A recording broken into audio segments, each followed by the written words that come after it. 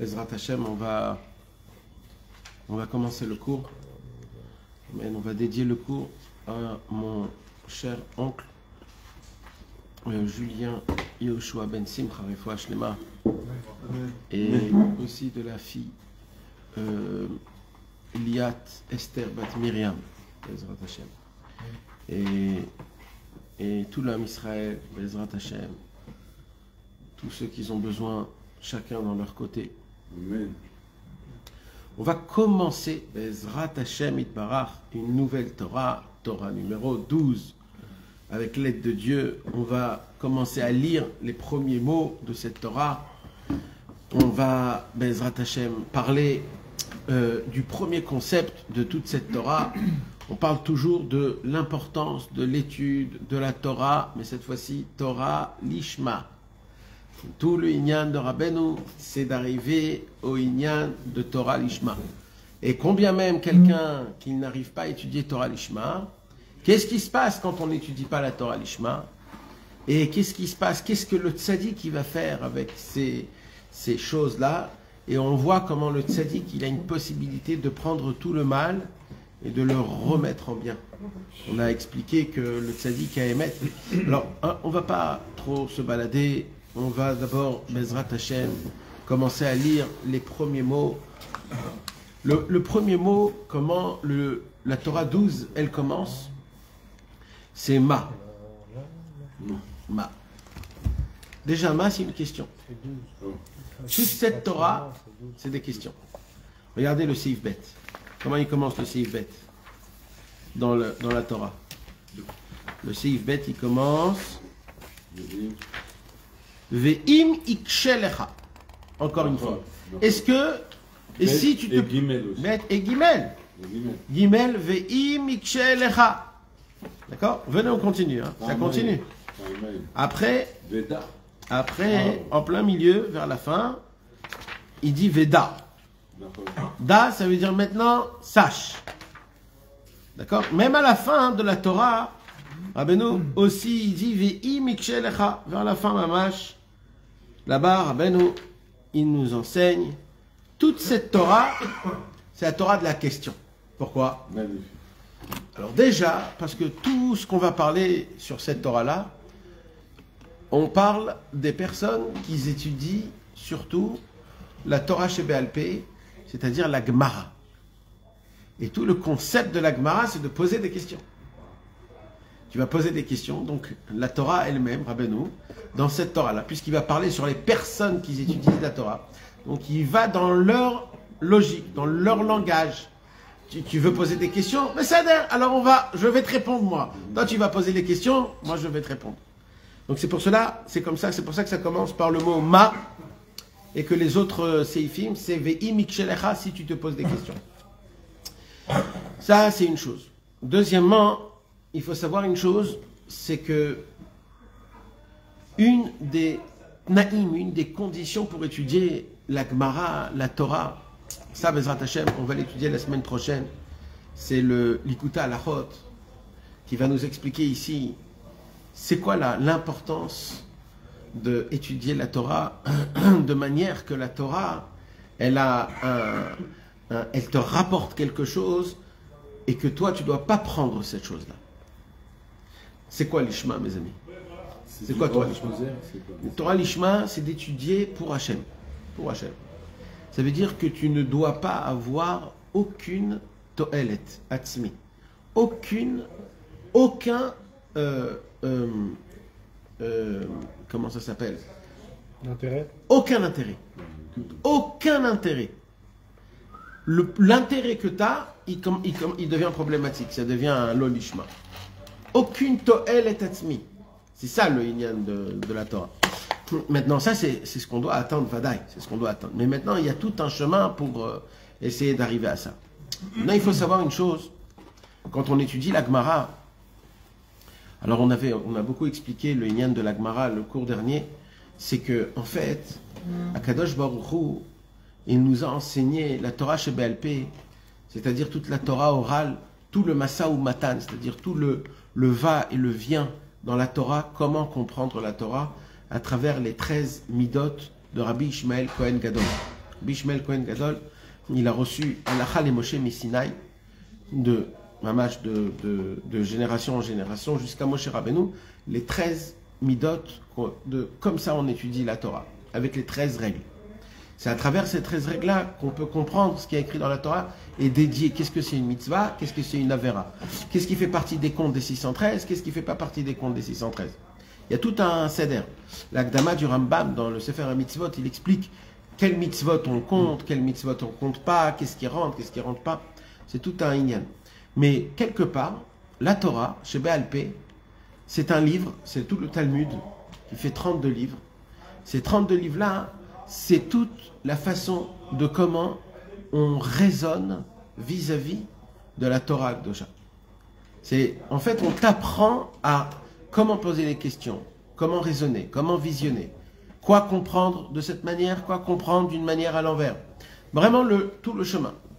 Et dans tout le Talmud Bavli, toute la Gemara et tout le Bavli et le Yerushalmi, dans les deux, il n'y a pas d'Halacha. Il n'y a pas d'Halacha. La Halacha, c'est dans Shulchan Aruch. C'est-à-dire que c'est un livre qui se tient, hein, même les Mishnayot, c'est pas la Halacha. C'est pas la Halacha. Il y a des Mishnayot. C'est vrai, Mishnah, c'est quoi? Oui, c'est des racines. Oui, c'est des racines d'Halacha. C'est les premières, c'est-à-dire c'est les verbes, on va dire. C'est les verbes. Après, les branches, on ne parle pas des branches là-bas. Le Maasé, les Maasé, il n'y a pas dans les Mishnayot. Il y a des Mishnayot que la Gemara, elle rechange complètement la Mishnah. Elle rechange complètement la Mishnah. Elle te dit non, il manque des mots dans la Mishnah, en fait il faut dire comme ça, il faut dire comme ça, il faut dire comme ça.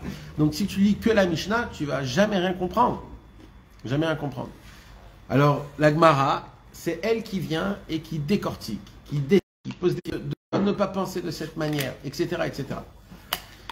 Le fait que la Torah chez Baal Pé, qui est la Gemara, c'est un livre en fait de rassemblement, de conversation entre amis. D'accord? C'est ça le Talmud Bavli. Le Talmud, c'est toutes les conversations qu'il y a eu entre les Talmidei Chachamim à travers les halachot de la Torah. Maintenant là-bas, il n'y a pas écrit des conclusions. Le Talmud Bavli n'écrit pas les conclusions. Pour voir les conclusions, il faut ouvrir les Rishonim, il faut ouvrir les Acharonim. C'est que là-bas qu'il y a des conclusions. Alors, moi je pose une question. Pourquoi ce livre est important? Les conclusions, c'est la halakha. Les conclusions, c'est la halakha. Pourquoi je dois aller dans le parlement qui s'est fait avant le tranchage, si je peux aller directement dans le tranchage? Je veux savoir c'est quoi la fin de tout. Le raisonnement. Voilà. Pourquoi je dois aller plus haut pour essayer de rentrer dans toute la conversation qu'il y avait, d'apprendre des choses que à la fin, eux-mêmes, ils vont dire non, oublie, ça sert à rien, c'est pas comme ça.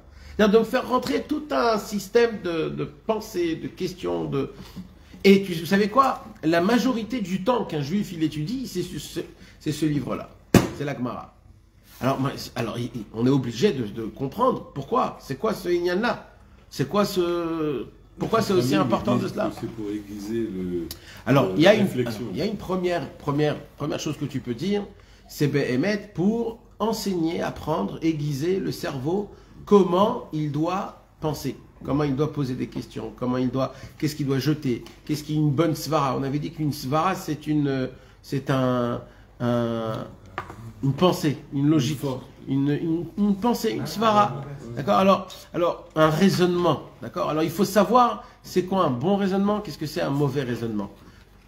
Toi, tu crois que ça ressemble, mais ça ne ressemble pas du tout. Les choses qui t'ont dit, c'est... Alors, tout le concept, c'est quoi? Alors, écoutez, mes amis, c'est très important. C'est pour une seule chose, on en a déjà parlé, c'est quoi? Que toi, tu deviens un man de Hamar. Que tu deviennes un man de Hamar.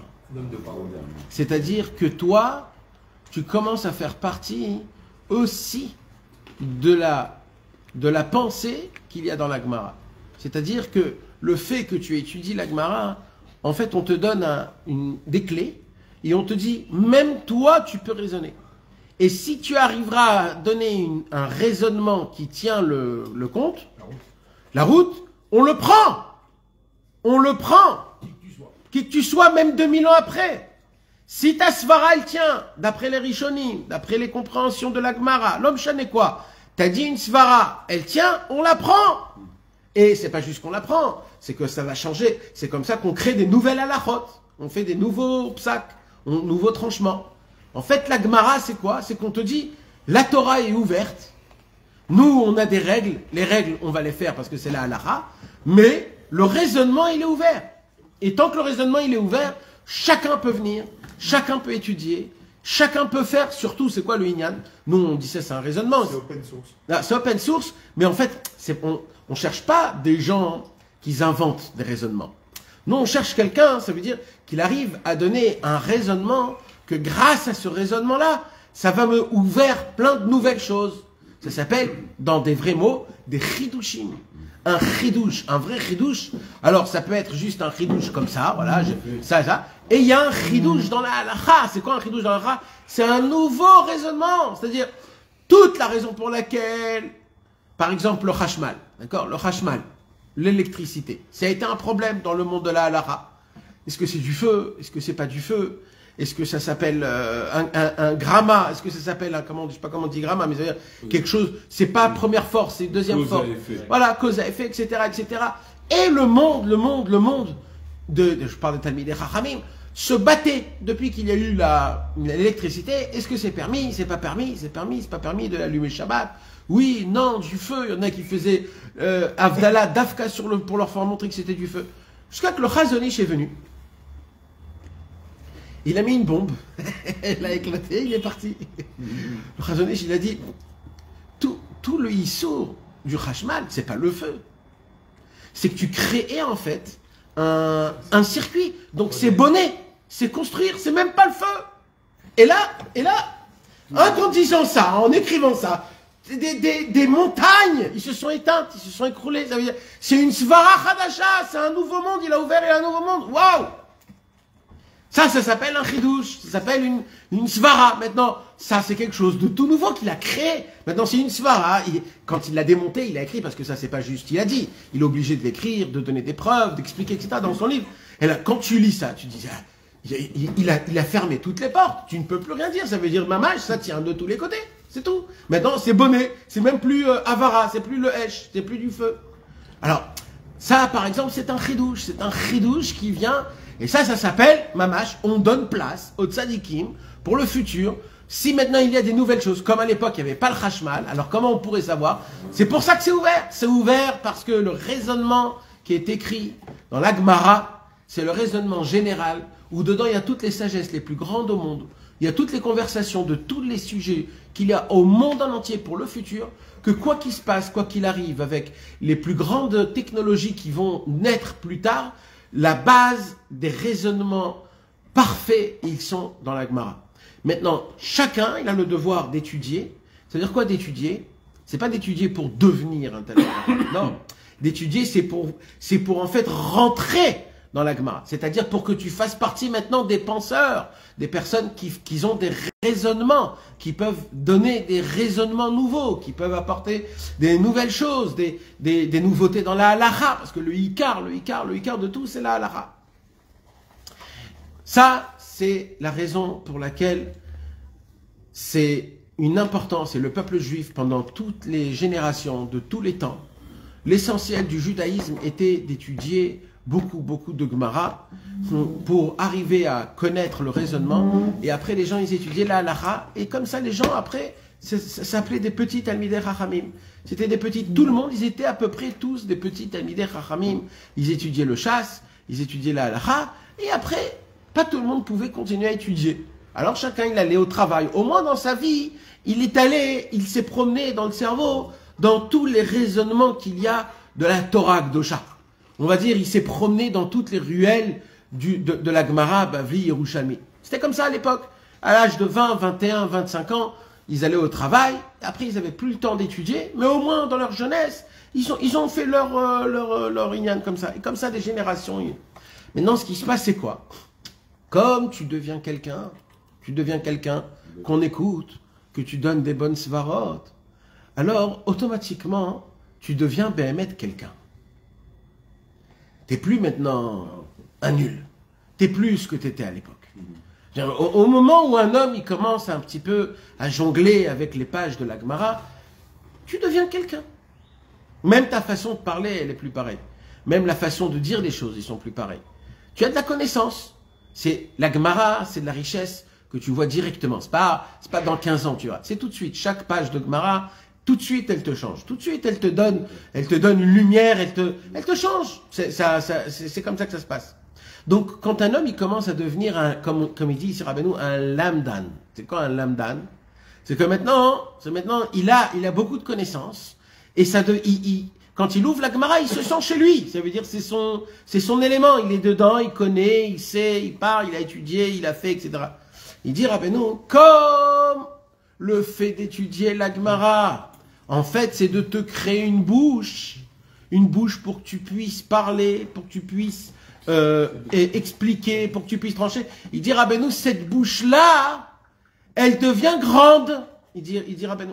Et si chas v'shalom, l'étude de la Torah que tu étudies, la Gemara, c'est pas l'Eshem Shamaim, c'est pas pour Hashem Yitbarach, c'est pas pour que tu deviennes un Talmid Chacham, pour que tu sois un tzaddik, pour que tu connaisses Akadosh Baruch Hu, etc. Si c'est pas pour ça, même à 1%, eh ben la Torah que tu étudies va te donner une force dans ta bouche pour parler contre le tzaddikim amitim. Et ce que tu vas parler, ça va peser très très lourd. Parce que ça sort d'une bouche de Talmid Chacham. Vous imaginez de quoi on parle, mes amis? Parce que ça va très très loin. Quand c'est un mec simple qui parle, on s'en fout. Mais quand c'est quelqu'un d'important qui parle, c'est pas pareil. Donc là, il dit Rabbeinu, c'est qui vont partir contre, c'est qui vont parler contre ces tzadikim-là? C'est que des gens, que c'est des très grands étudiants, des très grands lamdanim dans la Torah, et c'est eux, Dafka, qui vont parler contre les tzadikim. Ils ont la force de persuader quelqu'un. Alors, ils ont la force même dans leur bouche. Le fait qu'ils parlent toute la journée de la Torah, c'est une arme, tu as dans ta bouche, une arme. Alors, quand toi, tu parles, ça fait très mal, ça fait très très mal. Vous savez, mes amis, le Toldot Yaakov Yosef, un des élèves du Baal Shem Tov, Mamash, un grand élève, un des premiers élèves qui a écrit toute la Torah du Baal Shem Tov, dans Parashat Vaetranan, le Toldot Yaakov Yosef, il dévoile un chidouche qui est énorme, Mamash qui est énorme. Le Toldot Yaakov Yosef, il écrit, il y a dans la galoute du Ham Israël, Akadosh Baruch Hu, il a mis 3 sortes de galoutes dans notre galoute à nous, notre dernière galoute. Il y a dedans 3 sortes de galoutes. Il y a la première galoute du Ham Israël, c'est-à-dire le premier degré qu'il y a du Ham Israël, c'est quand les Amé Haratzot, c'est quand les ignorants de Torah, les intellects en Torah, se moquent des Talmidei Chachamim. C'est une chose. Quand les intellects en Torah, ils se moquent de tous les Talmidei Chachamim. C'est un problème. Il y a un deuxième niveau, c'est quand les Goïm se moquent des Talmidei Chachamim. Quand les Goïm se moquent des Talmidei Chachamim, c'est une chose. Quand les Amé Haratzot, les gens pas religieux, se moquent des Talmidei Chachamim, c'est un deuxième degré de... Il dit, mais il y a un troisième degré de galoute qui est le plus grave et le plus... C'est quand c'est les Talmidei Chachamim qui se moquent des tzadikim. Pourquoi qui se moquent? Qui se moquent. Ça veut dire qu'ils parlent contre. Qui les dénigre, qui leur dit, ouais, vous avez vu comment ils prient, vous avez vu comment ils s'habillent, vous avez vu comment ils dansent, vous avez vu comment ils chantent. En termes de moquerie basse ou en termes de moquerie? C'est-à-dire en termes d'alachot et de venir et de... Il te quelqu'un sur l'alacha ou il te juste stam? Jamais un grand, il est tokef quelqu'un stam. C'est toujours sur le nom de la Torah et de la halacha. Parce que tu m'as dit comment il s'habille ou comment il fait. Ouais, comment il s'habille, ouais, il peut se Ça c'est bas quand même. C'est bas, mais ça fait partie aussi de la halacha. Ah. Ça veut dire que c'est pas à ignorer. Et ça, c'est la galoute la plus grande. Que les Talmidei Chachamim se moquent des tzadikim. C'est la galoute la plus grande. C'est une galoute que personne ne peut s'en en tirer. Personne ne peut s'en en tirer. Parce que nous, on écoute tous les tzadikim, les rabbanim. On écoute les rabbanim. Et quand les rabbanim, ils parlent contre les tzadikim, alors il y a un problème. Il y a un problème de je ne sais pas qu'est-ce qu'il faudrait faire. Et le Toldot Yaakov Yosef là-bas, il dit, C'est pour cela qu'il faut savoir que dans ce monde-ci, quand on étudie la Torah, le Torah Lishma, c'est quoi? C'est quand on étudie en sachant que dans ce monde-ci, il n'y aura rien de profit de la Torah que je vais étudier. Le vrai profit, je dois le recevoir et l'attendre que après 120 ans dans le monde futur. Marav Tufra Asher Tzafanta Lehi Re'echa. Il dit David Amelech, j'ai vu que celui qui étudie la Torah Lishma, c'est dire quoi Torah Lishma? C'est-à-dire qu'il est prêt dans son cœur à accepter que de l'étude de la Torah que je vais étudier, je vais en prendre profit qu'après après la fin de tous les temps. Et ça, c'est un sujet que je voudrais qu'on en parle, Bezrat Hashem, parce que malheureusement, il y a beaucoup de connaissances qu'on croit qu'on connaît, qu'on a entendu, qu'on parle, mais en vérité, c'est pas du tout ça le yin. Et Bezrat Hashem, on reverra tout ça. Alors, je commence les premiers mots, Bezrat Hashem, voilà. On va commencer. Ça peut le faire des chidushim aussi, par exemple, trouver un lien entre une parole de Rabbeinu ou autre chose. Ça aussi, c'est des chidushim. Ouais. Ça aussi, c'est des chidushim. Okay. Maintenant, tous les chidushim, ils sont permis à être faits.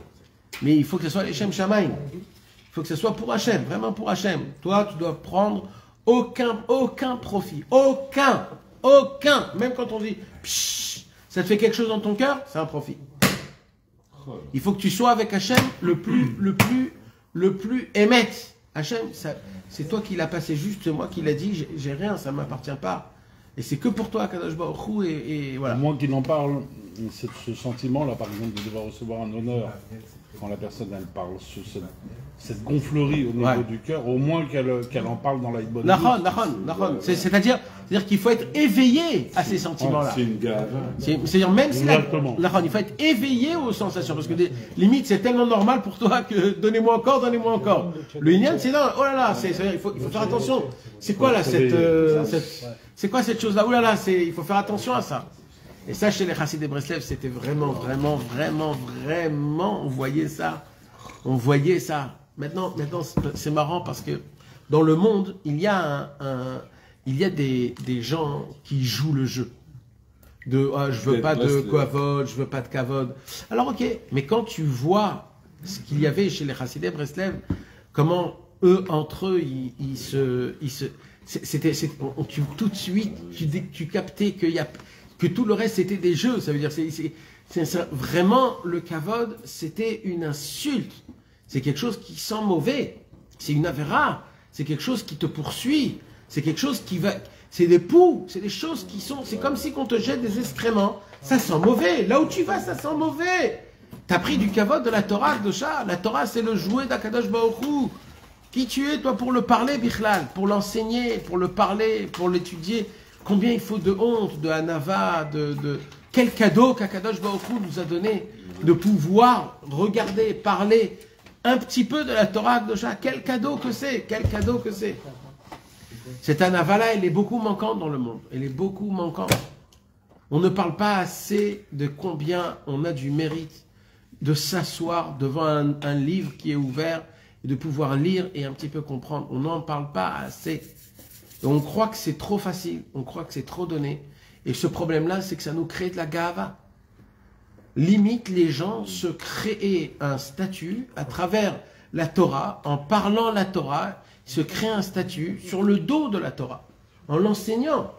Alors toi, tu étudies de la Torah de cette personne, mais lui, il ne veut pas t'enseigner de la Torah. Lui, il veut t'enseigner, il veut te faire montrer dans ton cerveau que je suis quelqu'un.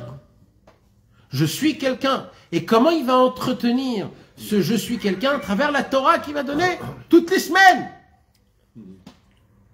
Et ça, mais c'est Hachem Ishmor. C'est Hachem Ishmor. Combien c'est... C'est à du kavod, ça éclaire pas. Alors, mais c'est pas que du kavod, parce que le kavod, c'est encore quelque chose. Mais ça veut dire, limite, ça s'appelle Amishtag Mesh Betag Achalaf. Tu utilises la couronne d'Hachem. Tu la prends pour toi, la couronne. Tu te mets une sorte de couronne. C'est badaï que c'est toute notre Torah. Et ça, tout ça, ça commence à travers une toute petite pensée que Rabbeinu il est en train de nous expliquer de ça. C'est quoi la raison pour laquelle tu étudies la Torah? Voilà. Ah bon? Voilà. Pachout Meod. C'est quoi la raison pour laquelle tu étudies la Torah? Rabbeinu il dit ce point-là il est très important. ce point-là, il doit être très clair avec toi. Tu dois pas te poser, tu dois pas dire non, non, non, non, tu dois avoir un but, mais super précis, super précis, super précis. Alors, on va ouvrir le Likuta à la Chot. C'est de faire la volonté d'Hachem. Oui, mais c'est quoi la volonté? Ça, c'est... Il a dit étudier la Torah. Hachem, il n'a pas dit d'étudier la Torah. Hachem, il a dit il faut appliquer la halachot. Et pour appliquer la halachot, il faut étudier la Torah. C'est-à-dire, ce qu'Akadosh Baruch Hu te demande de manière simple, c'est que toi, tu dois connaître le mode d'emploi. Comment on connaît le mode d'emploi? En étudiant. Donc, par rapport à ça, quand tu connais le mode d'emploi, c'est fini, quoi. Ça veut dire le Inyan. Tu comprends que c'est beaucoup plus amok que ça. Un homme, quand il étudie la Torah, toi, quand tu étudies la Torah, tu sais pas, toi, c'est quoi la raison pour laquelle tu étudies la Torah. Tant que tu t'es pas posé la question et tant que tu n'as pas mis ça à la loupe, tu ne sais pas en vérité. On a chacun nos raisons à nous pourquoi on étudie la Torah. Il y en a qui veulent ressentir un peu de spiritualité, un peu se perdre dans leur vie. Il y en a qui c'est parce que c'est des étudiants, ils veulent connaître, c'est intéressant, ils veulent. Il y en a qui c'est juste un amour, voilà. Ouais, j'aime, ouais. je veux vous découvrir. Moi, j'aime, ouais. Voilà, c'est la sacranoute, c'est de la comment ça s'appelle, de la curiosité. Je veux connaître, je veux aller, je veux dévoiler. Chacun il a ses connaissances, chacun il a c'est des connaissances qu'il veut. Il y en a des autres qui veulent juste. Alors, les canters, il y en a des gens qui utilisent la Torah, c'est que pour dire aux autres quoi faire. Ben bête. Ça veut dire quand tu vas faire le Dayan, c'est-à-dire quand tu vas apprendre à devenir un rabbin, ça veut dire c'est comme si tu le cries dehors. Je vais apprendre la Torah, on va me donner un diplôme pour dire aux autres qu'est-ce qu'ils doivent faire. Tu t'imagines ça? Ça s'appelle Torah, Shelo Lishma, obligatoire, obligatoire, obligatoire. Maintenant, il y en a que c'est litière, il y en a que c'est quoi litière? Litière, c'est pour se sentir quelqu'un d'important. Litière, c'est comme on avait expliqué dans la Torah juste avant, quand un homme il veut être humble, mais parce qu'il comprend que l'humilité c'est la plus grande mida, c'est la plus grande gava. On avait appris ça?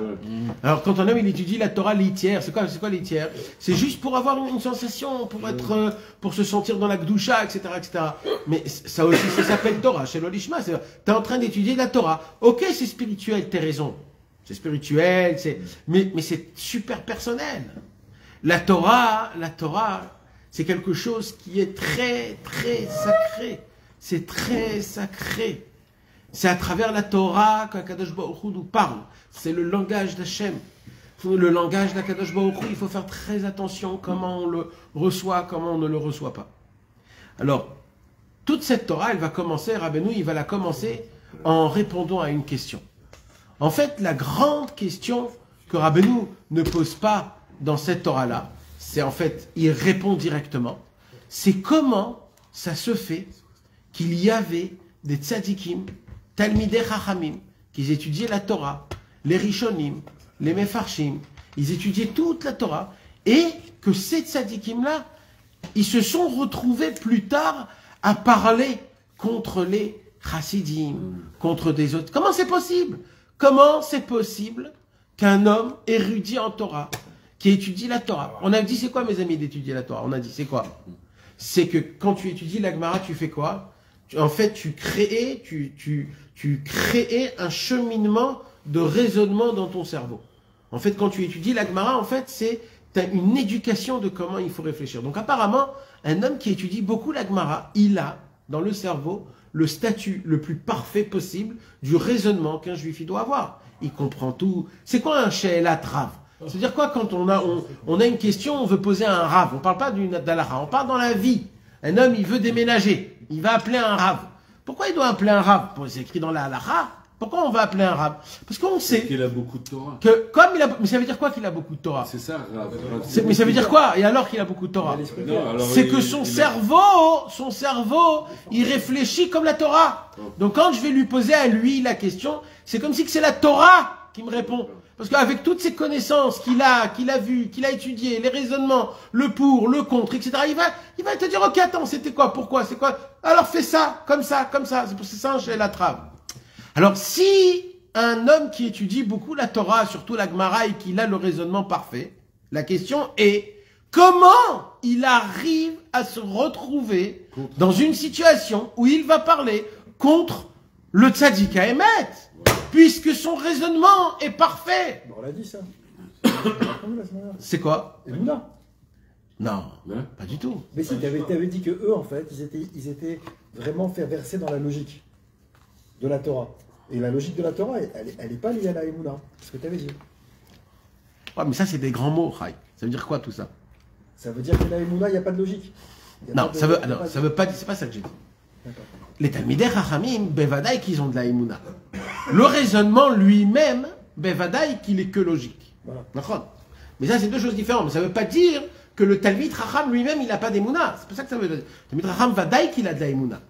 Nous, ce qu'on avait parlé, c'était après. C'était les Il élèves. va avoir de la Emouna qui est contraire à la logique Alors, de la oui, Torah. oui, c'est ça. Là, on parle d'un Talmid Chacham Amiti. Là, on parle des personnes que c'est des vrais. C'est pas des chakranim. Là, on parle pas de menteurs, de mécréants. Là, on parle de lamdanim. On parle des Talmidei Chachamim. On parle pas de philosophe. Pas du tout. Là, on parle de Talmidei Chachamim Pshuto Kemashmao. Des gens qui sont érudits en Torah, qui ont de la Emouna, qui ont de la Tfila, qui ont du Gmilut Rasadim, et qui ont tout le reste. Et c'est d'Afka, ces personnes-là, qui étudient que, encore une fois, que la Gemara et pas le reste. Ces personnes-là, ils ont une attitude, malheureusement, que eux, ils vont parler contre des tzadikim. Parce qu'ils cherchent Et ils ont une bouche, comme ça dit Rabbeinu, pour parler contre les tzadikim. Alors la question, c'est comment c'est possible? C'est une intention d'achat du bord. Comment? C'est une intention d'achat du bord. Alors, Rabbeinu, il va venir et il va dévoiler un chidouche atzum. Rabbeinu, il va nous dire Ma shanu roim. On a une question. C'est quoi notre question? Comment ça se fait qu'on voit chez Alpi Arov, dans la majorité, c'est-à-dire la majorité, alors que Rabbeinu, là, il dit, c'est pas de temps en temps, t'as un Talmid Chacham. Non, non, non, non, non. La majorité des personnes qui étudient la Torah, la Gemara, les Rishonim et les Mefarshim, ces personnes-là, ils ont une attitude à parler contre les tzadikim. Chez Alpi Arov, d'après la majorité, à l'Omdim, les étudiants, cholkim à la tzadikim. Ce sont des cholkim, comment on dit? Des opposants aux tzadik, aux tzadikim. Alors là, ben, vadaï, mes amis, qu'on ne parle pas de personnes qui sont à l'université. On ne parle pas de personnes, on parle des lamdanim behemet. Ils ont des Shem Shamaim. Neshem Shamaim. Non, attends. Là, on parle des Ils ont des lamdanim. postes importants. C'est des lamdanim, c'est des gens qui étudient la Des learners. Torah. Des learners. Des learners, exactement. Maintenant, il faut comprendre, mes amis, que dans le monde, juste l'étude de la Torah, elle est déjà bénéfique. L'ishma, l'olishma. Ouais. L'étude de la Torah, elle est tout le temps bénéfique. Ouais, il faut savoir une chose. Forcément, ouais. Même quand tu étudies l'olishma, C'est la parole de Dieu. la Torah, tu fais toutes les mitzvot, tu reçois un sahar énorme, même l'olishma. Bah ouais. Hein? Badaï. Ça veut dire, Les mitzvot, tu les as fait. voilà, tu as les monarques. ouais, même si c'est l'olishma, les mitzvot, ils sont là. Le sahar, il est là. Tout est là. C'est quoi le Non, parce que c'est pas La récompense finale de Akadosh Baruch Hu, tout est là. Même si tu l'as fait l'olishma. C'est-à-dire, même si tu as étudié la Torah, en te disant que cette Torah, je l'étudie parce que je vais... Ça va me faire réussir. voilà, etc. Ça veut faire un commerce. L'homme est chané. Tu reçois ton lamaba, Grâce à ça, ça fait des 613 mitzvot, mitzvot, tu t'as fais fait du loula, tout ça, t'as tout fait ça, des- tout ça, T'as tout ça. juste servi ton kavod. Non, quand t'as acheté le loulav, tu l'as acheté, t'étais sincère. C'est ça. On parle d'études de la Torah. Oui. Ouais. Dans d'autres choses, il a pu faire des Oui, choses non, extraordinaires. non, mais ça, non, mais parce que c'est très important. Alors, parce que tout ce qu'on va parler, là, Rabbeinu, il dit, là, je ne parle pas de rien de la mitzvah en elle-même, dit Rabbeinu. Comprenez ce que j'ai en train de vous dire? Rabbeinu dit, là, je parle même pas de la mitzvah en elle-même, la mitzvah en elle-même, tout est parfait. Je vais vous parler d'un détail, que ce détail-là, c'est une petite boule de neige qui va tomber, qui va grossir, qui va grandir, jusqu'à qui va éclater une ville en entière. C'est quoi cette boule de neige, il dit Rabbeinu? C'est quoi? Alors il dit Rabbeinu, alors pour l'instant il ne nous l'a pas dit. En tout cas, écoutez comment. Alors Rabbeinu il dit Vedovrim ala tzadik atak bega'ava vabuz. Alors là, je veux que vous regardez bien comment c'est écrit. D'abord, Rabbeinu, il dit Cholkim ala tzadikim. Nahon? Il s'oppose au tzadikim en pluriel. Et il répète tout de suite après Vedovrim ala tzadik. Et là, le tzadik, c'est au singulier. Vous voyez, il y a un pluriel et il y a un singulier. Pourquoi ça? Ou alors les deux tzadikim, ou alors les deux tzadikim. Pourquoi il dit c'est des cholkim sur les tzadikim, vedovrim à la tzadik. Vedovrim à la tzadik. Hein? Ça amène l'un amène à l'autre. Hein. L'un amène à l'autre. On pourrait dire aussi ça. Mais la vraie réponse, elle est que un homme béhémet ne peut pas être cholek sur le tzadik. Le vrai tzaddik. Bah oui. Rabbeinu, un jour, il a dit comme ça. Un jour, Rabbeinu, il a dit... Qu'est-ce que t'as dit? Rabbeinu, il dit comme ça, dans le Likutei Moharan. Les gens qui s'opposent aux tzadikim et ceux qui parlent contre le tzadik. Alors, pourquoi il a écrit ici tzadikim et ici il a écrit le tzadik? Dans la même phrase. Parce que on ne peut pas être cholek sur le tzadik. Le maximum que tu peux faire, c'est de parler contre lui. Rabbeinu, il a dit dans Sichot Haran, Chaim Moharan, Rabbeinu, il a dit, les gens, ils ont pris une personnalité, ils ont dit, ça c'est Rabbi Nachman, et c'est sur eux qu'ils sont cholek, c'est pas sur moi. Parce que moi, je suis pas du tout la personne qu'eux, ils parlent. Qu'est-ce qu'il dit Rabbeinu? Il dit, sur moi, on peut pas s'opposer, personne au monde peut s'opposer contre moi. Le maximum que tu peux faire contre moi, c'est de parler contre moi, de dire des petites... Mais de t'opposer à moi, tu peux pas. Là, on parle d'Alacha, on parle avec la ligne qu'on va s'opposer au tzaddik. Tout, mazé méchané. Non, parce que quelqu'un, il peut dire, s'opposer à un homme comme ça. Non? Si c'est un tzaddik ou un talmid chacham, tu peux pas t'opposer. Tu peux pas t'opposer. Parce que c'est un talmid chacham. Tu dois recevoir ce qu'il dit. Oui, mais si une personne, il se dit, voilà, j'ai quelque chose, mais je suis cholek sur ce qu'il a dit, c'est grave, c'est très grave. S'il est cholek, il trouve que c'est pas... Là, on parle du tzaddik, là, on parle du tzaddik. Ah, tzaddik, le tzaddik. Là, on parle le tzaddik. C'est-à-dire que... C'est gros comme une montagne. C'est-à-dire qu'en fait, donc, les lames d'anim, mes amis, les lames d'anim, les personnes qu'ils étudient beaucoup, alors ces personnes-là, ils ont une ouverture dans leur cerveau de pouvoir ouvrir leur bouche pour parler contre le tzaddik, et ils ont les outils dans leur bouche, comment décrire et prouver qu'ils ont raison. D'accord?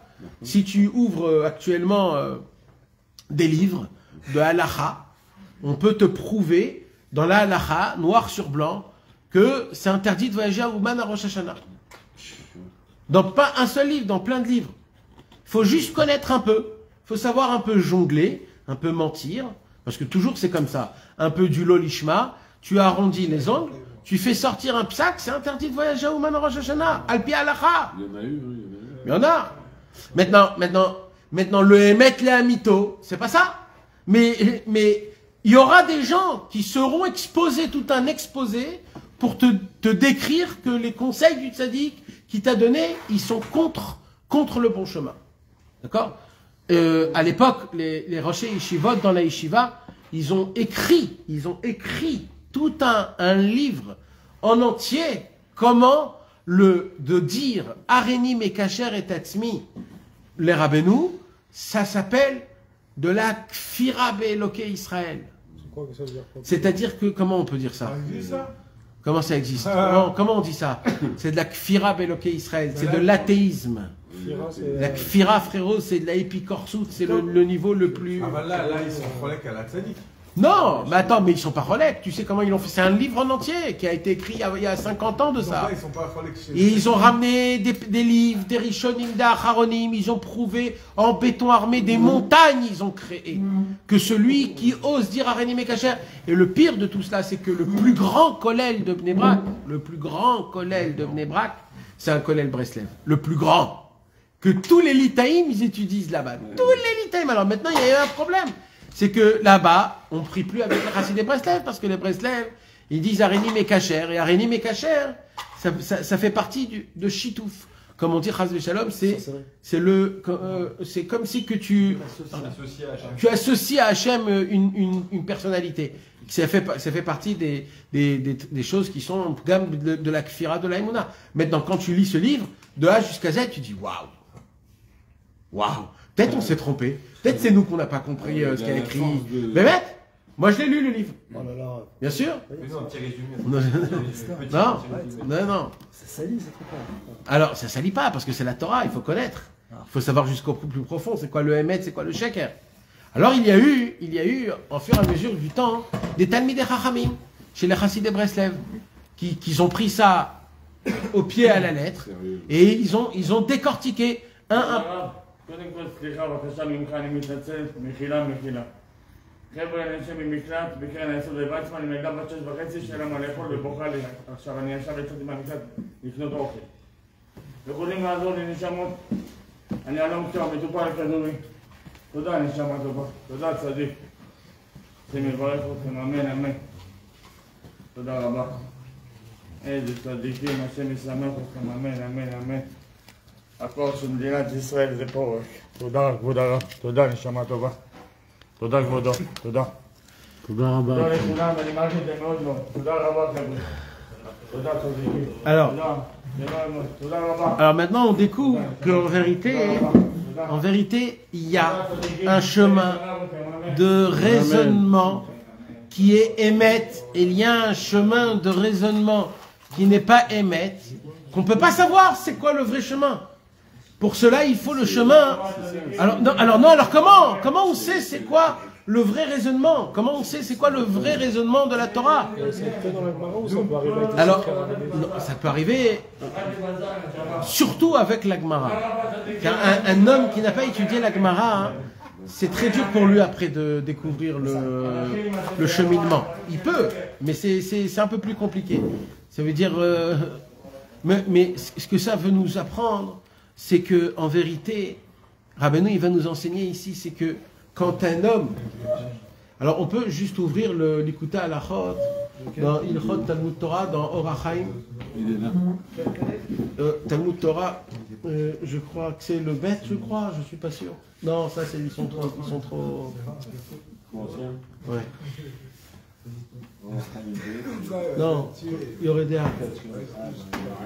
dans Ilchot Talmud Torah, là-bas il y a écrit qu'un homme, il doit savoir c'est quoi la raison pour laquelle il étudie la Torah.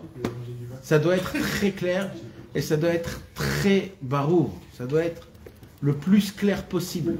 Et un homme ne doit pas avoir des sfekot ou des inyanim. Pourquoi je dois étudier la Torah? Et tout commence et tout s'arrête à travers ce point-là. De quel est le moteur premier, il fait que pour lequel tu vas ouvrir des livres. Ah, il faut savoir c'est quoi le inyan. Et en fonction de ça, on va avoir moins de problèmes dans tout le reste de notre avodat Hashem. T'as trouvé le... Et les six frères Rabbeinu, ils amènent à ça. Les six frères Rabbeinu, vadaï qu'ils amènent à ça. Non, il y aurait des pas alors, je continue. Donc, vous avez compris, mes amis, pourquoi Rabbeinu il dit de parler contre le tzaddik, d'être opposé des tzaddikim, et de parler contre le tzaddik, parce qu'on ne peut pas s'opposer au tzaddik. Personne au monde peut s'opposer au tzaddik. Le maximum que tu peux faire, c'est de parler contre le tzaddik. C'est pour cela que Rabbeinu il dit... Alors, c'est quoi les mots qu'il choisit les mots qu'il choisit? Attaque, Bega'ava, Vavouz. Hein? T'as pas dit pourquoi on ne pouvait pas s'opposer au tzaddik? On ne peut pas s'opposer au tzaddik. Pourquoi? Parce que c'est une sommité. C'est comme si... C'est comme si tu vends un produit, et il y a un enfant de 5 ans qui dit « Ouais, c'est pas un bon produit, c'est pas un bon produit. » Ça veut dire, tu peux pas... C'est quoi s'opposer? S'opposer, c'est quelqu'un qui... C'est quelqu'un qui propose un chemin et qui le montre de toutes ses facettes. Et de s'opposer à lui, c'est de venir devant et de montrer comme quoi ce chemin, il est mauvais et lui, il en propose un autre. C'est ça, s'opposer. C'est combat contre combat, c'est produit contre produit. Tu comprends? C'est pas juste tu viens et tu dis non, c'est faux. Tu peux pas dire non, c'est faux. Tu peux pas dire non, c'est faux. Tu peux pas. T'es obligé de venir. C'est comme si que on n'a jamais vu dans les Itonaïm que on dit à des grandes personnalités comme le Premier ministre que non, c'est une fausse ce truc. Jamais on dit c'est faux. Ce qu'il dit, c'est vrai. On reçoit ça comme si c'est vrai. On a affaire à quelqu'un que on n'a pas il n'y a pas de victoire. On n'a jamais vu quelqu'un qui se comment dire victoire. D'opposition, par exemple, avec des premiers ministres, avec des grandes. Ça se passe pas. Ça se passe avec les gens de plus bas. Ou alors quand il y a des grandes choses. Mais ça veut dire, le nocé victoire, on peut pas avec chacun pouvoir s'asseoir et faire un pourparler. Avec Moshe Rabbeinu, Il n'y a jamais eu. Avec qui? Moshe Rabbeinu. Avec qui? Ils étaient contre eux, qui disaient, comment ça s'appelle? Qui Datan Véo, mais c'était pas un victoire. C'était des gens qui sont venus, qui se sont opposés à quelque chose. Mais ils n'ont pas proposé quelque chose d'autre. Ils n'avaient pas des autres nouvelles choses. C'était pas un pourparler, c'était pas. Ils ne devaient pas prouver quelque chose. Tu peux pas être relègue sur le tzaddik et Ahmed. Ça veut dire, je te donne un exemple. Pour que quelqu'un il vienne et qu'il est relègue, par exemple, sur le tikkun aklali, tu peux pas juste venir et dire ça se peut pas. Tu peux pas juste venir et dire c'est pas comme ça. Combien grand que t'es? Tu peux pas. C'est ça que la Gemara elle t'enseigne. Si tu viens t'opposer, Non, tu peux dire, il y a d'autres goulottes. non, parce que c'est même pas une ségoula. Si tu viens, tu dois d'abord te mettre à la hauteur, lui tzaddik, à la hauteur de ce qu'il a dit, avec deux personnes qu'il a juré devant un sefer. Tu dois te mettre à la hauteur. Tu dois venir à cette hauteur-là, et tu dois d'abord démontrer pourquoi ce n'est pas comme ça, et tu dois me démontrer quelque chose qui existe par rapport à ça. Quand tu viens avec du lourd, là, s'il veut, tu peux rentrer en conversation. Mais tu peux pas venir et dire, non, c'est des bêtises, ça se peut pas, on n'a jamais vu. C'est pas des arguments, Faut que tu prouves qu'il peut pas aller en. Qui était contre le Harem et Kacher. Oui. Bah Ça, c'était pas suffisant. Alors, c'est pour ça que, qu'est-ce qui s'est passé? Ils sont venus des grands Talmidei Chachamim, et ils ont fait montrer qu'il n'y a même pas une question. C'est pas que c'est faux, c'est que même tout ce que eux, ils essayent de démontrer, de démarquer, ça n'existe même pas. C'est-à-dire, ils ont créé des montagnes, sur des montagnes, sur des choses qu'ils ont mal interprétées, qu'ils ont mal vues, qu'ils ont mal compris. Donc, c'est ça qu'ils ont fait montrer. Ils n'ont pas donné des réponses. Ils ont fait montrer que la question n'existe même pas. Et qu'en fait, l'étudiant, il a mal posé la question. Il a mal compris le Inyan. Tu comprends ce que je veux dire? Donc, tu peux pas être relègue sur le tzaddik. Ça n'existe pas que tu es relègue sur le tzaddik. Par exemple, sur le tikkun aklali, ce que tu dis avant, il faudrait prouver qu'il n'est pas capable de descendre en enfer pour venir te chercher. Nahon. Alors, je sais pas jusqu'à où ça va, mais oui. Et ça, alors c'est quoi que tu peux faire alors sur le tzaddik? Tu peux que parler sur lui. C'est quoi? Tu dis non, c'est pas vrai. Ouais, j'y crois pas. Ça marche pas. On n'a jamais vu ça chez les autres. Il y en a d'autres. Ça s'appelle quoi? Ça s'appelle tu parles. Ah, tu veux parler? Parle. Mais personne n'est relègue sur moi. Tu peux pas être relègue sur moi. C'est pour ça qu'il y a eu un seul relègue sur Rabbeinu. Un seul. C'était le Shpol Ezeidé que lui, il était à la hauteur. À la hauteur d'être relègue sur Rabbeinu. C'est pour ça que Rabbeinu, il a dit, ça me fait de la peine qu'on a donné ça à lui. Parce que Bémet, c'était un grand homme. Et un grand homme comme ça, il pouvait juste... Et qu'est-ce qu'il a fait? Il a juste parlé. Parce qu'il ne pouvait rien faire d'autre. Mais, c'est ça, donc c'est ça le Inyan. C'est pour ça qu'ici, le diouk, parce que rappelez-vous, mes amis, que c'est le Lachon Rabbeinu. Donc le Lachon Rabbeinu, il faut être vraiment medouyak. Quand Rabbeinu, il dit tzadikim, et après il dit tzadik, c'est pas pour rien. C'est-à-dire, tu peux être relègue sur des tzadikim, oui, et de dire etc. Mais si tu veux maintenant, avec le doigt, présenter, de dire le tzaddik à émettre, là, celui-là, non, c'est faux, etc., etc. Tu peux être relègue sur les élèves du tzaddik. Voilà, sur les élèves. Mais le tzaddik lui-même, la seule chose que tu peux faire, c'est de que parler. Ça veut dire aussi que les tzadikim, même, il y a des tzadikim qui peuvent être relègues sur le tzaddik, et pas l'inverse. Parce que si c'est pas un tzaddik qui veut être relègue sur des tzadikim, tu peux pas. Mais si c'est des tzadikim, eux, par contre, ils peuvent être relègues sur le tzaddik. Alors que c'est des tzadikim, quoi. Non, les tzadikim, Même ils sont pas, pas même encore pas. des On parle des l'homme d'hymne, là. Même pas. Non, parce qu'il a dit les tzadikim, mais après, Les tzadikim, il a dit le ils sont- tzaddik. Oui, mais c'est dans la même phrase qu'on parle sur des tzadikim et le tzadik. C'est pas que c'est les tzadikim qui parlent sur le tzadik. C'est pas pareil. C'est-à-dire, il les met dans la même phrase. Ça veut dire, c'est les gens, c'est les lames d'anime, eux, ils vont parler sur les tzadikim et sur le tzadik. mais c'est Attaque begaava va bouz. Gaava va bouz. C'est important. Les amis, quand il y a un vikouar, quand il y a une discussion, alors, quand il y a une discussion, il y a un problème directement. C'est quoi? C'est le nitzachon. C'est la victoire. Ça, c'est tout le monde. Sur le moment. On l'a vu déjà, ça, c'était dans quelle Torah? C'est une Torah dans l'Ikouté Moran où Rabbeinu, il parle que. Je sais pas de. Midat Nitzachon, oui, mais lequel? Sur l'instant, c'est tout. Il cherche pas le mec, il cherche pas l'histoire. Nitzachon et no sovel et Haemet. Que le Nitzachon, il ne supporte pas le Emet. C'est quoi le Nitzachon, mes amis? C'est d'avoir raison. Ça veut dire quoi? Comment ça se passe dans la Gemara? Dans la Gemara, il y a un sujet. C'est de vouloir avoir raison. De vouloir avoir raison. Ouais, de vouloir avoir raison. Oui. C'est pas d'avoir raison. Non, parce c'est pas que forcément d'avoir celui qui a raison, quoi qu'il arrive, Ouais, c'est le tzaddik. de vouloir avoir raison. D'accord? Comment ça se passe dans la Gemara? On propose un sujet. D'accord? On pose une question, et là, il y a des gens qui commencent à donner des raisonnements. Lui, il donne un raisonnement I, lui, il donne un raisonnement Y. D'accord? Alors, on va entendre ton raisonnement, pourquoi tu dis ça? Et lui, il va entendre un raisonnement, pourquoi il dit autrement. Quand lui, il dit le raisonnement autrement que toi, quand lui, il t'écoute, il doit t'écouter, pas d'une manière de comment il va te répondre, Comment il va te contrer? mais non, mais de te comprendre, Bah oui. de comprendre ton raisonnement. Et toi, quand tu entends son raisonnement à lui, tu dois apprendre, peut-être lui, il a raison et c'est pas moi. Mais ça n'existe pas presque.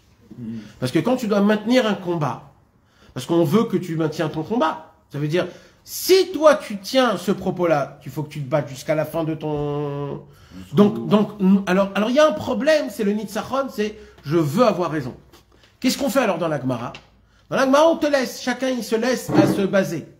Mais après que vous vous basez, la Gemara elle dit, venez on inverse les svarot. Et là, tout ce que toi t'as dit, tu vas dire ce que ton copain il a dit, et tout ce que ton copain il a dit, il va dire ce que toi t'as dit. Maintenant, chacun va se battre pour l'autre en fait. Et là, il y a un équilibre. Là, il y a un équilibre, parce qu'à ce moment-là même, il y a comme ça s'appelle, mais c'est quoi le Icar de tout ça? Le Icar de tout ça, c'est quoi? C'est de trouver le Emet. Voilà. C'est le Emet, mes amis. Vous savez, mes amis, la Torah, c'est Yaakov Avinu.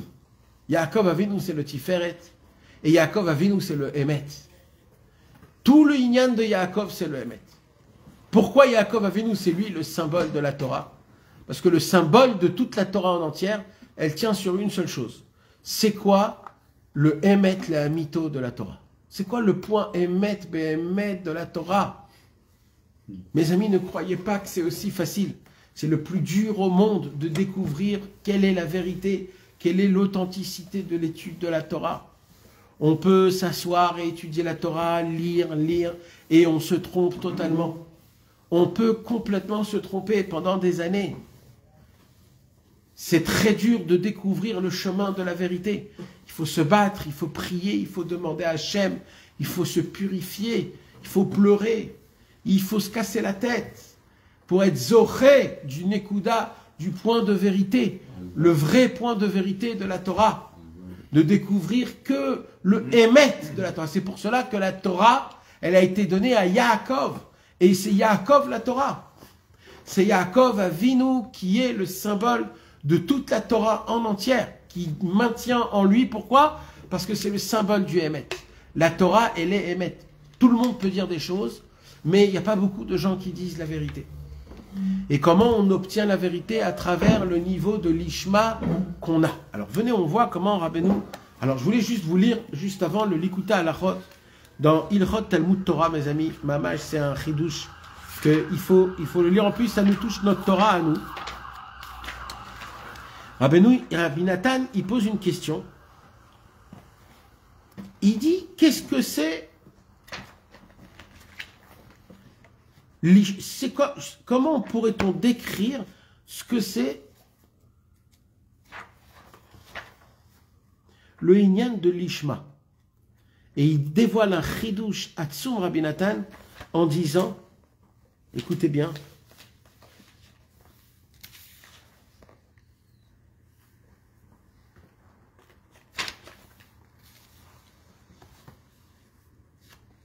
Ve'ikar ayegia.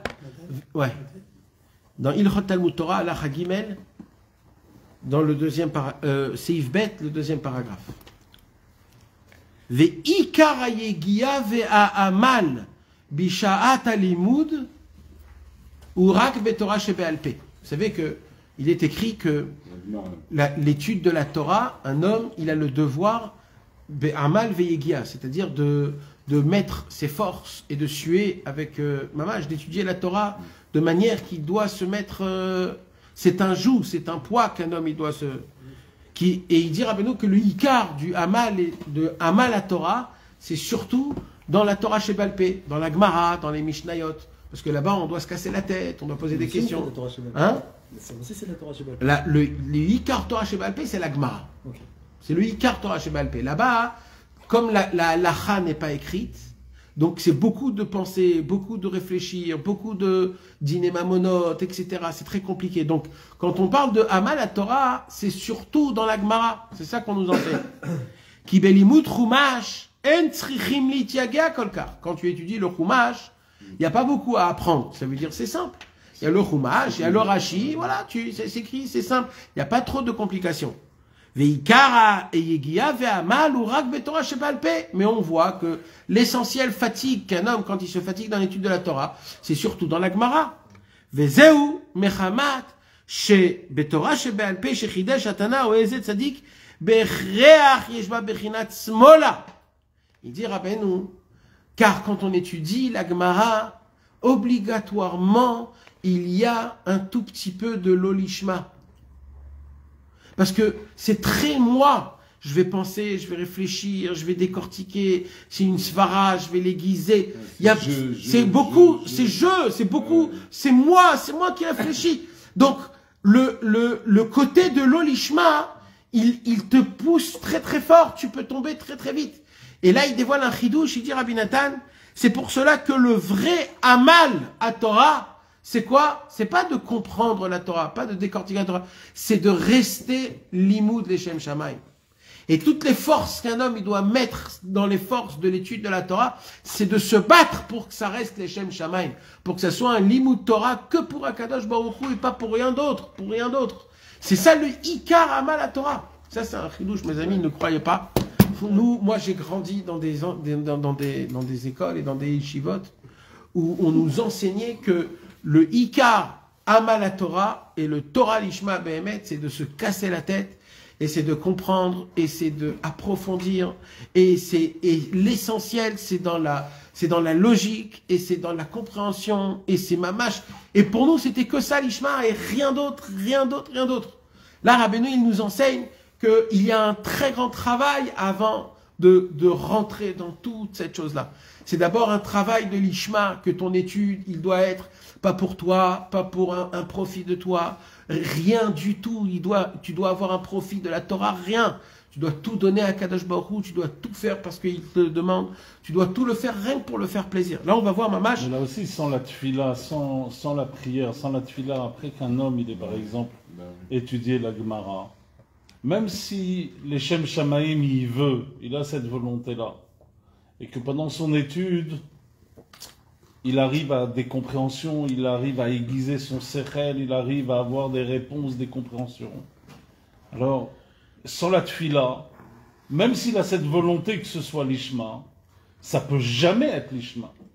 C'est que uniquement grâce à la tefila que la personne, elle peut mériter de devoir étudier la Torah l'ishma. Ça veut dire de devoir raconter à Kadosh Baruch Hu la vie qu'elle a vécue au moment où elle a eu... Vadaï, c'est sûr. La vie qu'elle a vécue au moment de son étude pendant 1 heure ou 2 heures de Gemara, si elle raconte pas à Kadosh Baruch Hu dans sa Hidbodedut, dans sa prière personnelle ou dans les Teilim, jamais elle peut arriver à un darga de l'ishma. Non. Parce que l'ishma, ça veut dire pour Hachem. C'est-à-dire, il y a un moment où ta Torah, tu dois la donner à Hachem. Donc, comment tu la donnes à Hachem, ta Torah? En la parlant. Exactement, en lui racontant. Tu lui donnes. Donc, en fait, tu lui donnes la Torah. Tu lui redonnes. Il t'a donné la Torah, tu la redonnes. Vous savez que la Torah, c'est le langage qu'Akadosh Baruch Hu parle avec nous. Et comment nous, on lui répond? Dans une conversation, c'est deux personnes qui parlent. Quand Hachem il nous donne la Torah, c'est lui qui nous parle. Comment on lui répond? Tfila. Quand on prend la Torah et on la remet en Tfila, on crée la conversation avec Akadosh Baruch Hu. C'est plus juste en aller. Alors, là, Rabbeinu, il nous vient et il nous dit comme ça. La question pour laquelle ça existe, qu'il y a des personnes qui étudient la Torah et que ces personnes-là, en étant érudits en Torah, ils parlent contre le tzaddik à Emet. Il faut savoir, mes amis, il dit Rabbeinu, Zeu mechouvan gadol me'et Hashem yitbarach. En vérité, comment on dit mechouvan? C'est la volonté, c'est sa volonté. C'est intentionnel. Intentionnel.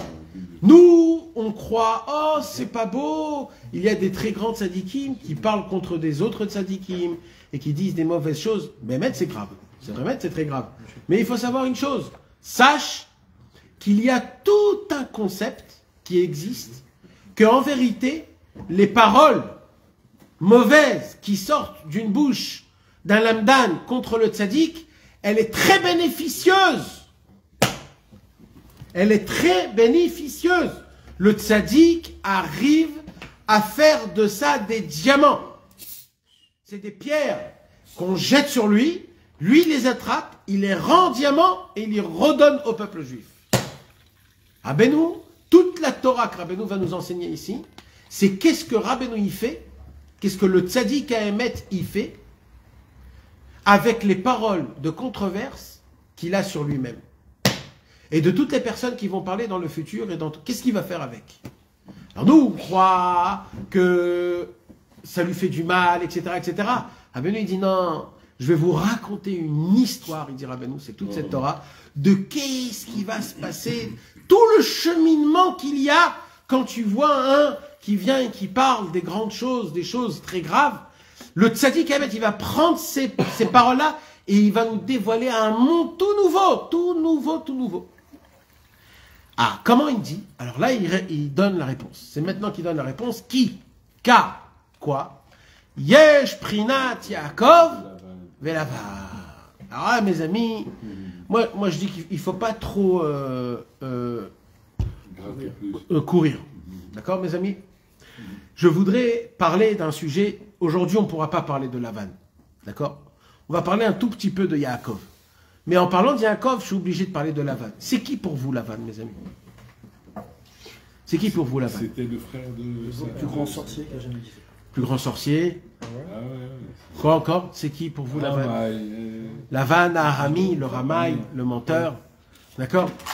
Nous, la Torah nous a décrit Lavan en étant un... Mais c'était un grand Talmid Chacham aussi. Alors, c'était un grand Talmid Chacham. Nachon, il était très... Ça, on n'en parle pas beaucoup de ça. Nachon. Alors, je vais aller plus loin que ça, si vous me permettez. D'accord?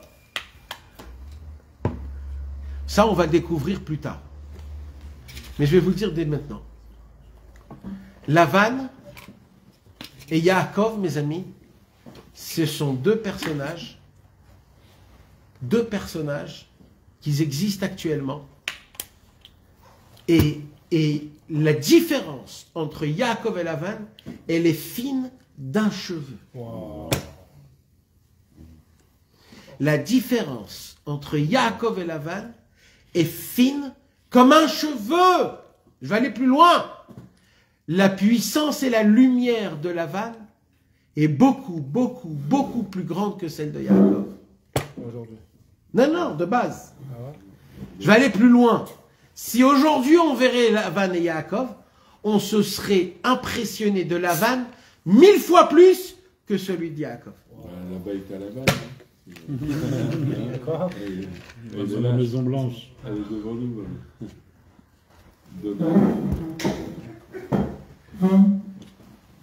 Vous arrêtez de rire là?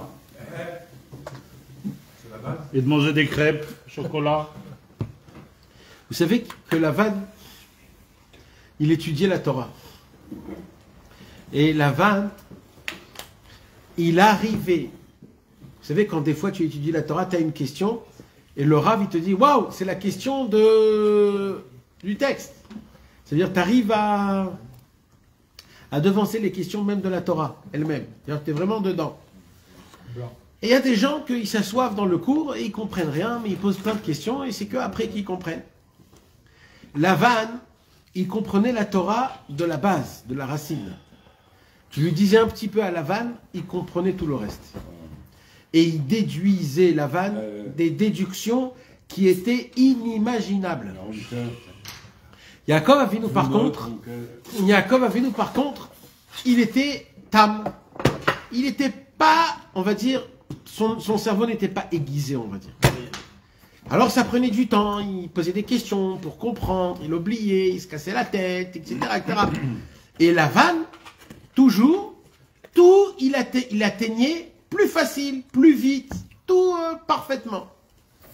Lavan donnait des cours de Torah. Lavan enseignait la Torah. Il a écrit des livres. Il a écrit des livres, Lavan. Il avait des élèves. Lavan avait des élèves. Il y avait plus de personnes qui venaient poser des questions et prendre conseil de Lavan que de Yaakov. Yaakov Avinu, c'était peut-être le grand-oncle. C'était le grand homme, fils d'Abraham et d'Yitzhak. Mais Lavan, il était plus malin. Il était plus rfif.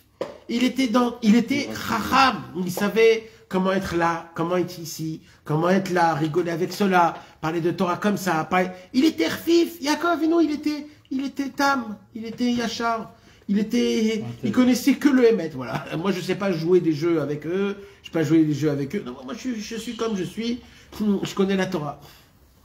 Dans le monde, la star était Lavan. Yaakov Avinu était un rigolo. Si Yaakov Avinu, c'est pas, mes amis, c'est pas de la rigolade ce que je suis en train de vous dire. C'est le Hémet la mytho. Si Yaakov Avinu, il serait rentré là maintenant, mamash, maintenant là, s'il serait rentré sans qu'on sait que c'est lui Yaakov Avinu et qu'on le voit, même pas on ne regarde. Par contre, si Lavan là, il serait rentré Lavan, tout de suite tu serais levé. Tu t'aurais dit, c'est qui ce sadique là, avec une figure toute blanche, Lavan, il est blanc, il est... Tout de suite, tu aurais couru, tu l'aurais embrassé les pieds et les mains. Mais mes amis, je vous promets que c'est la vérité. Pas parce que c'est un charlatan, parce que c'était une lumière. Oui, c'est un idolâtre. Non, c'était pas un idolâtre. Sa fille, elle lui a volé les statues. Oui, c'était une sorte d'idolâtrie. On ne va pas rentrer dans tout le... Dans ce Inyan-là, on va parler sur le Inyan de Lavan. Lavan, c'était une lumière. Une lumière, hein, mes amis, une lumière.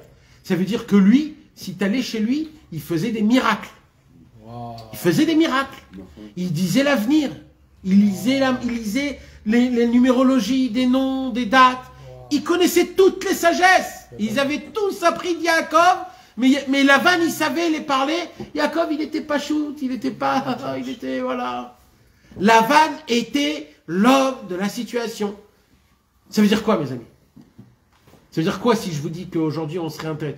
Ça veut dire que toutes les personnalités qu'aujourd'hui on est attiré par eux, c'est pas des personnes qui ressemblent à Yaakov. C'est des personnes qui ressemblent à Lavan. Et quand on est attiré même par le Hémet, on est attiré par le Hémet que parce que, par la Chitzoniyut, par l'extériorité du Tzadik Hémet. C'est-à-dire ce qui ressemble, les habits, qu'il est grand, comme ce qu'il a dit Rabbi Nathan, si j'aurais pas vu les chandeliers dans la maison de Rabbeinu, je ne sais pas si je me serais rapproché. Ça veut dire il s'est rapproché pour le Inyan extérieur, après il a dû se travailler pour se rapprocher dans le Hémet. Alors, ça mes amis, c'est un chidouche. Les gens ils croient que ouais, Lavan, tout de suite on le voit avec des cornes, avec un habillé en rouge, etc. Pas du tout. Tu veux dire qu'à l'époque il était connu dans le monde, littéralement sous une autre lumière que nous on le voit aujourd'hui dans les livres. Il était plus connu dans le bien que dans le mal. Alors je vais te dire un grand secret. Nous on lit la Torah directement Béhémet. Ça veut dire c'est pas raconté comme c'était à l'époque. C'est raconté à la fin du film en te disant, lui, comme c'est un rachat, mais il te dit pas que pendant toute sa vie, il a ressemblé à un Admour. Il avait un grand Streimel et qu'il avait des péotes qui se tournaient comme il faut. Il était célèbre. Hein? Il était célèbre. Il était plus que célèbre. Il était un célèbre. Il était parfait. Lavan était parfait. Lavan, si tu rentrais chez lui pour faire tes chouvas, il te donnait des réponses comment faire tes chouvas. Tu rentres à la maison, tu faisais tes chouvas. C'est pas marqué ça, ce que tu dis. Non, c'est pas marqué. C'est marqué. 99% de vrai, 1% de vrai. Alors je ne sais pas si c'était ça, mais c'était Lavan. On l'appelle Lavan. Rabbi Nathan, il dit le verlan de Lavan, c'est Naval. Naval, c'est du mot Nevela. Nevela, c'est une bête qui est morte et qui est étalée comme ça, qui n'a aucune vitalité, rien du tout. Lavan, extérieurement, il était vivant, mais intérieurement, il était complètement mort. Il y avait rien du tout. Il n'y avait aucun émet dans tout ça. Alors, c'était quoi la différence entre Yaakov et Lavan? Alors, il y a un mot. Il y a un mot. C'est le seul cheveu qui fait différencier entre Yaakov et Lavan. La seule. C'est quoi ce qui différencie entre Yaakov et Lavan? C'est le Emet. C'est le Emet. Parce que Yaakov était Emet, il est devenu le symbole du Emet de la Torah. Et de la Torah. Parce que le symbole de la Torah, c'est le Emet. Maintenant, mes amis, alors, si c'est ça, comment ça se fait? Parce que c'est ça. Pourquoi vous ne me posez pas cette question, mes amis? Comment c'est possible qu'il y a des gens qui connaissent la Torah, qui étudient la Torah, et qui ne sont pas dans la... Vous savez quoi? Je vais vous dire quelque chose. Je vais vous dire quelque chose, mes amis. Vous tous. Vous avez une barrière qui est shkufa, comme on dit, qui est transparente, que vous ne la voyez pas. Mais elle est en face de vos yeux et qu'elle pousse tous les mots que je suis en train de vous dire. Sans que vous sachiez, sans que vous compreniez. Parce que vous ne pouvez pas comprendre l'allure de ces mots que je suis en train de vous dire là. Vous avez des murailles qui sont transparentes, que vous ne les voyez pas, et que vous avez créé un système que je peux entendre des mots comme ça sans que ça me touche, ça m'engage. Parce que comme ça, je reste bien avec tout le monde. Comme ça, je suis pas automatiquement ou là, je me retrouve dans une bagarre où j'ai pas envie de rentrer dans cette bagarre, laissez-moi tranquille. Mais il y a une vérité. Dans la vérité, il faut savoir. Vous savez, dans le Shir HaShirim, il y a écrit Im choma'i nivne alea tirat kesef. Im delat'i natsur alea luach erez. Il faut savoir, mes amis, quand on s'engage dans la vérité. Est-ce que tu es là comme une muraille, qu'il n'y a rien qui va rentrer et rien qui va sortir? Ou alors tu ressembles à une porte, qu'elle s'ouvre, qu'elle rentre, qu'elle s'ouvre, qu'elle rentre. Il faut savoir, si tu es une muraille, je peux construire sur toi quelque chose. Mais si tu es une porte, ben tu vas rester une porte toute ta vie. Il faut que tu saches où est ton clan. Il faut que tu saches où est la vérité. On ne s'est pas approché parce que c'est sympathique. On cherche la vérité. On veut pas passer cette vie-là dans un shaker. On veut qu'il y ait un sens dans cette vie. Et il faut faire attention, mes amis. Il faut faire attention à ce que Rabbeinu, il nous enseigne ici. C'est qu'il y a deux niveaux. Il y a le niveau de Yaakov et de Lavan, qu'il est identique, les amis. Yaakov et Lavan, c'est identique. Maintenant, je vais aller plus loin. La lumière de Lavan, la puissance de Lavan, elle est plus grande que celle de Yaakov. Ça veut dire quoi, lumière? Je ne peux pas vous expliquer ces choses-là. C'est des choses qui sont très élevées. C'est des choses qui sont très élevées, plus que ça. C'est plus élevé. Rabbeinu, il va un tout petit peu nous en parler de ça. Mais tout ce que je suis en train de vous parler, c'est tous les mondes du Etz Chaim que le Ari Akadosh a dévoilé. C'est des quarantaines et des cinquantaines de pages. Vous savez comment on appelle les premiers mondes? Avant tout,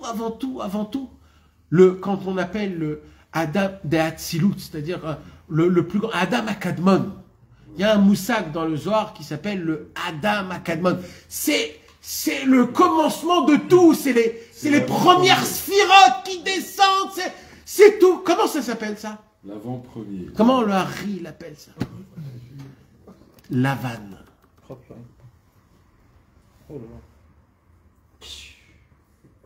Et c'est pas du mal, hein. Là-bas, c'est du Kodesh Kodashim, Taor Sheba Taor, là-bas. Là-bas, c'est... D'abord, le mal, il n'existe même pas là-bas. Il n'y a pas encore le mal. Tu sais comment ça s'appelle, tout ça, là? Lavan. Ni plus, ni moins. Comment c'est possible? Il dit le Hari Akadosh, le problème, c'est quoi? C'est que c'est une grande lumière. Mais qu'est-ce qui s'est passé après la lumière? Il y a eu la Shvirat Kelim. C'est pour ça que c'est Lavan. Lavan, il a une très grande lumière, mais il n'a pas de Kelim. Il fait tout péter. Lavan, il est là en grande force, en puissance, mais il fait péter, il fait tout péter. Il fait tout péter. Par contre, Yaakov, il vient tout de suite après la Shvira. Dès qu'il y a eu la Shvirat Kelim, il y a eu un nouveau monde qui est né. Comment il s'appelle ce monde? Il dit Yaakov. Oh. C'est le monde avec une lumière et un récipient. Il y a une place. Il s'appelle Yaakov. Yaakov. Yaakov. Il y a un monde. La grandeur, c'est pas combien tu es grand, c'est combien tu es synchronisé. Combien tu peux contenir. Est-ce que tu es synchronisé avec la lumière que tu as? Est-ce que ta lumière, elle te brise? Est-ce que ta lumière, elle t'écrase? Est-ce que c'est trop fort pour toi? Est-ce que tu es en train de planer? Il faut savoir synchroniser. Et la lumière de Yaakov, c'est la synchronisation. C'est une Torah qui est émette. Alors des fois, nous, on voit une lumière énorme et très grande et très forte. Ça se peut que c'est la vanne, ça. Qui te dit? C'est ça la vanne. La vanne, il te vendait du lavan. Il te vendait de la lumière. Mes amis, ne croyez pas que le plus grand des tzadikim, c'est celui qui a atteint le plus haut niveau. Non. Le plus grand des tzadikim, c'est celui qui a fait de en haut et en bas une seule chose. Que pour lui, en haut et en bas, c'est exactement pareil. De servir Hachem comme Rabbeinu, il disait, je suis dans le Echal Ken Tzipor, où le Mashiach Tzidkenu, il est là-bas, et dans le même concept, je suis avec un simple qui vient me poser une question, comment faire teshuva. Dans les deux, je suis dans les deux, je fais les deux de un. Quand Hachem, il m'envoie nettoyer les chiroutim, ça aussi c'est de la vodat Hachem. C'est pas moins que quelque chose d'autre. Mais tout ça, mes amis, ça, on peut même pas en parler tellement que c'est compliqué, tellement que c'est grand, tellement que ça nous dépasse parce qu'on sait même pas ce que ça veut dire. Mais ça veut dire, je vous ai donné un tout petit peu. Ça veut dire, chez Rabbeinu, le plus grand des niveaux, c'est quand la lumière, elle a un récipient. C'est-à-dire quand tu arrives à prendre la lumière et la faire descendre en application. De dévoiler des secrets que tu ne sais pas quoi faire avec, ça s'appelle la vanne. De dévoiler des secrets que de ça va descendre des conseils dans la Vodat Hashem, ça s'appelle Yaakov Avinu. De dévoiler des paroles de Torah, tant qu'il n'y a pas de dérivé dans l'application, c'est la vanne. C'est la vanne. D'étudier la Torah en ayant un conseil, pas un conseil, mais un chemin dans la Vodat Hashem, ça c'est Yaakov, et c'est pour ça maintenant qu'on revient. Quand un homme, il étudie la Gemara, pour étudier la Gemara, c'est quoi? C'est la vanne, parce qu'il n'y a pas de conseil. C'est une lumière sans récipient. Le récipient, c'est la halakha. Par contre, quand tu étudies la Gemara, liba deil cheta, quand tu étudies la Gemara pour comprendre le raisonnement de la halakha, ça, c'est Yaakov. C'est une lumière avec un keli. C'est quelque chose qui est pris, qui est mis dans un... C'est pour ça qu'il dit Rabbeinu, toute la raison pour laquelle les lamdanim, c'est quoi les lamdanim? C'est pas des gens d'Afka qui étudient la Gemara pour la halakha. C'est des gens qui étudient la Gemara pour le raisonnement de la Gemara, pour étudier le chasse, pour je ne sais pas quoi, ainsi de suite. Ils étudient la Gemara pour entrer dans la grande sagesse. Eux, ils accumulent une lumière qui est énorme. Mais elle va où, toute cette lumière? Elle va t'éclater, elle va te briser totalement. Il faut que tu le crées tout de suite, un keli. Le keli, c'est la halakha. Halakha, c'est keli. Halakha, keli. Le même mot, c'est les mêmes... C'est ça le inyan. Le inyan, c'est le conseil, c'est l'application, c'est qu'est-ce que tu fais avec. Et ça, c'est la différence entre Yaakov et Lavan. Mes amis, la seule différence qu'il y avait entre Yaakov et Lavan, c'est que Yaakov, c'était pour appliquer, et Lavan, c'est pas obligé que j'applique. C'est quoi que c'est pas obligé que j'applique? Ça veut dire que le but, c'est pas pour que j'applique. C'est pas l'ibadéil cheta. C'est une science. On peut appeler. Alors eux, ils appellent ça la chorma de la Torah, mabaya. Eh ben non, c'est un baya. Rabbeinu, il va. Mes amis, ne vous inquiétez pas, parce que Rabbeinu, il va vraiment décortiquer. Pachout, meod. Il va décortiquer, regardez. Alors il dit comme ça, Yaakov. Voilà. C'est quoi Yaakov? Alors là, mes amis, je voudrais que ce soir, on étudie Yaakov. Dans Hachem, la semaine prochaine, on verra ce que c'est la vanne. Wow. Yaakov, c'est quoi? Rabbeinu va nous donner des indications, une après une, avec des mots très simples. Yaakov ou Atzadik. Déjà, Yaakov, c'est le Tzadik. Voilà. C'est lui d'abord, le vrai. C'est pas Lavan le vrai, il te dit. Parce que tu peux te tromper. Tu peux te dire que Lavan, c'est le vrai. Si toi, on te pose la question, tu dis tout de suite, c'est Lavan le vrai. Tout de suite. Vous savez, mes amis, dans le Baal Tfila, dans le conte du Baal Tfila, il y a écrit que le Baal Tfila est allé parler avec le pays des riches. Et il était là-bas, il leur a dit, vous savez, il y a un seul but dans le monde, c'est Hachem, c'est la prière, etc. Et eux, ils se sont affolés, oulala, il y a quelqu'un qui parle complètement à l'envers de notre croyance, etc. Et il dit que tout c'est la prière, etc. Là-bas, Rabbeinu, il dit, ils n'ont pas écouté rien du tout. Tout ce qu'il a dit le Baal Tfila, ils n'ont rien écouté. Pourquoi? Alors Rabbeinu, il dit là-bas dans le poème Asiot, il dit parce qu'il croyait dans l'argent. Et là-bas, il dit Rabbeinu, pourquoi il croyait dans l'argent? Il dit Rabbeinu comme ça, pourquoi? Parce qu'avec l'argent, on peut acheter tout. Divin. Parce qu'avec l'argent, on peut acheter tout, comme ça écrit. C'est vrai. Ça veut dire quoi ça? Tout ce qui est achetable. On parle pas que de l'argent. Non. On parle pas de l'argent. Dans le Massé de Batfila, c'est pas que de l'argent qu'on parle. Ah ouais. Il y a, mais non, c'est tout un monde. On peut expliquer toute l'histoire du Baal Tfila, du pays des richesses, que c'est pas le pays des richesses de l'argent. C'est sûr que c'est de l'argent, mais il y a une kavana beaucoup plus profonde. Quand il parle de la Torah. Oh là là. La richesse de la Torah. Alors il y a des gens que c'est des sous-trucs. Il y a des gens qui s'assoient des Talmidei Chachamim. Il y a des Améharatzot. Il y a des Amadehara. Il y a des Balébatim. Il y a des Talmidei Chachamim, il y a des Chachamim, il y a des Tzadikim, il y a des Lamdanim, il y a des anges, il y a des dieux, et ils se sont... Plus les gens ils sont riches, plus ils vont Alors là-bas, il dit quelque chose. Pourquoi ils sont tombés, Bichlal, dans tout ce concept-là? Parce que l'argent, elle achète tout. Écoutez bien, il existe aujourd'hui une mode, il existe un concept d'un massa ou matan, karveten, comment on dit, donne et prend. C'est quoi donne et prend? On veut tous aller chez quelqu'un, proposer un problème et revenir avec une solution. On attend tous que quelqu'un nous donne un conseil dans notre vie pour que tout change. On veut une interaction qui est massa ou matan. Je te donne, tu me donnes. Tu vas chez un rave, il t'a promis des enfants, tu reviens, elle est enceinte. T'as un problème de santé, tu viens chez la madame, t'as un truc, il n'y a plus de problème. Aujourd'hui, on nous vend un judaïsme qui est karveten. Prends et donne. Fais ça, je te donne ça, tu prends ça. Et ça, les gens, ils adorent. C'est ça aujourd'hui. Aujourd'hui, le monde, il est comment? AliExpress, truc. J'appuie, ça vient jusqu'à chez moi. Moi, j'ai pas le temps que tu me parles de la tête, tu m'expliques le truc. Je donne, tu me donnes, tu prends. Aujourd'hui, on nous vend un judaïsme, un avodat Hashem de karveten, de prends et sors. Tu fais comme ça, tu étudies ça pendant 3 semaines, tu deviens le niveau d'un Talmid Chacham sur les Hilchot Shabbat, que ça, allez, j'y vais, je fais. Tu fais tous les jours, comme ça et comme ça. Les gens, ils veulent tout de suite avoir du karveten.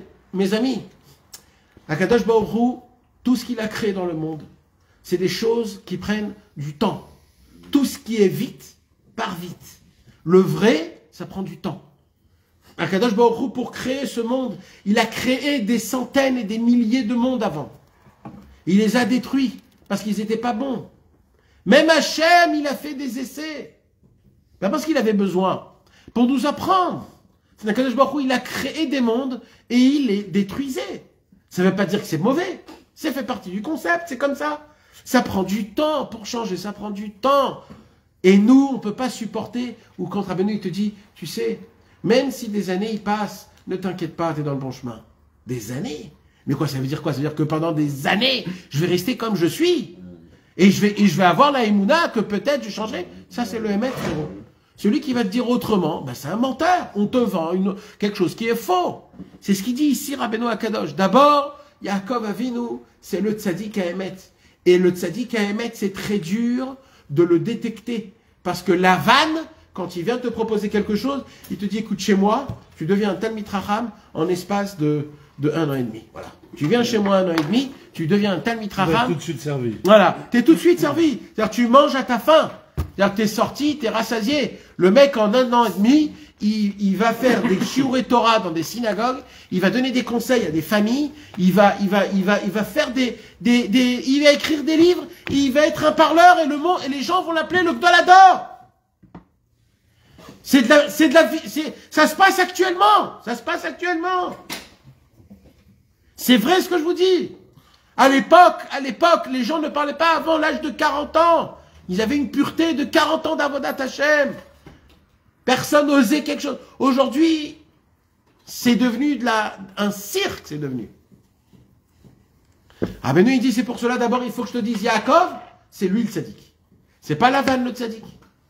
Est-ce que vous comprenez ça, mes amis? C'est énorme. Parce que là, Rabbeinu, il nous donne une indication. Sache, à tous les coups, celui que tu crois que c'est lui, c'est pas lui. Voilà. Sache-le. Sache-le que c'est comme ça.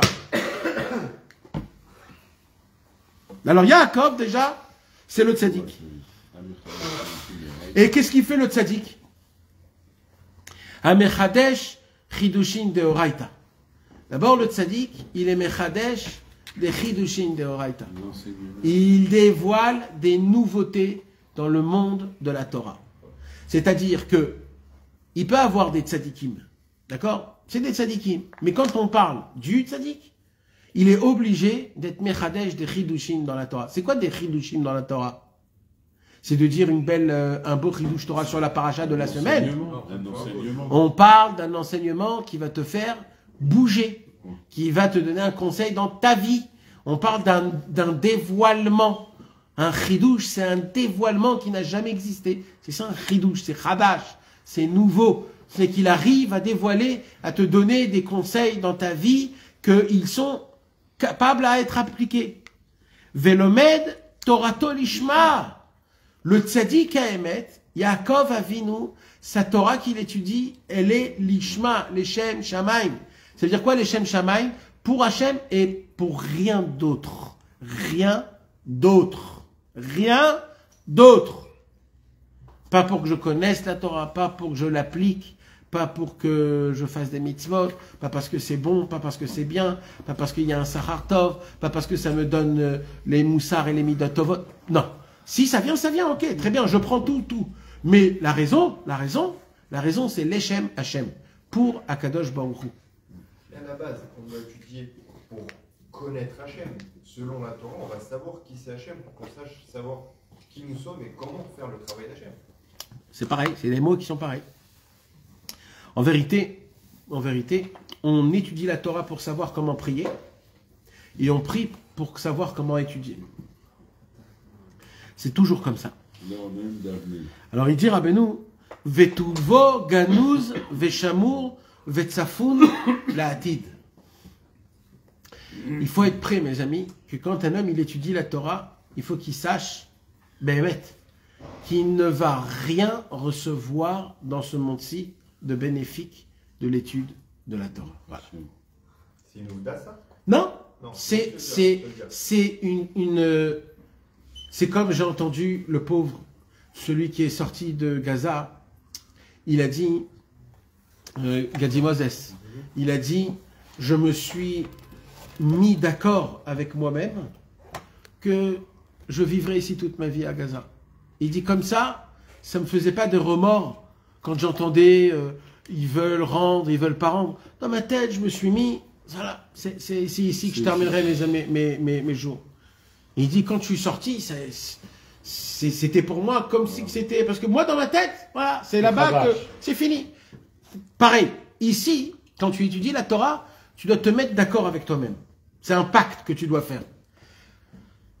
Tous les bénéfices qu'il y a dans l'étude de la Torah, que j'étudie la Torah, je le recevrai qu'à la fin que je terminerai mes jours dans ce monde-ci. Pas dans ce monde-ci. Voilà. C'est un pacte. C'est pas à travers l'étude en 2 mots, c'est pas à travers l'étude qu'on se rapproche d'Hachem. Il y a d'autres chemins, mais c'est pas à travers l'étude. C'est à travers l'étude. Mais la récompense, la bonté, la richesse, tous ces bénéfices-là qu'il y a, qui sortent de la Torah, il faut savoir une chose. Tu les auras après. On a dit qu'on fait pas. Mais ça, c'est Torah chez BLP, t'as dit. Non, mais on ne le fait pas pour ça. Oui, mais ça. on ne fait pas pour ça. Alors comment je fais le pacte de dire... Non, ce pacte-là, c'est-à-dire, je le sais dans ma tête. Okay. Je le sais dans ma tête que tout le bien qui va m'arriver, ça sera qu'après 120 ans. Pourquoi c'est important? C'est important parce que des fois, quand tu étudies sans savoir et que tu commences à étudier, alors tu as comme une sorte de... Tu sens une dette que Dieu, il te doit quelque chose. Comment ça se fait que j'étudie, je comprends pas? Comment ça se fait que j'étudie et j'oublie? Comment ça se fait que j'arrive pas à rentrer dans le... Et oh, ça a été quoi le but quand tu as étudié la Torah? C'était pour devenir quelqu'un? Alors tu as échoué, frérot. Le commencement de l'étude de la Torah, ça n'a aucun rapport avec ce monde-ci. Aucun. La Torah que tu étudies, ce sont des bagages pour en haut. Chaque mot que tu prononces dans ta bouche, chaque compréhension que tu as, ce sont des lumières pour le monde futur. Ça reste quand même un moteur. Quand à titre personnel, tu vas avancer, tu dis ouais, je veux terminer tel bouquin, je veux terminer tel macéret, ou je veux arriver à ce que mes halachot, elle me guide ou elle me porte la lumière dans mon quotidien. Ça reste un moteur. C'est un moteur.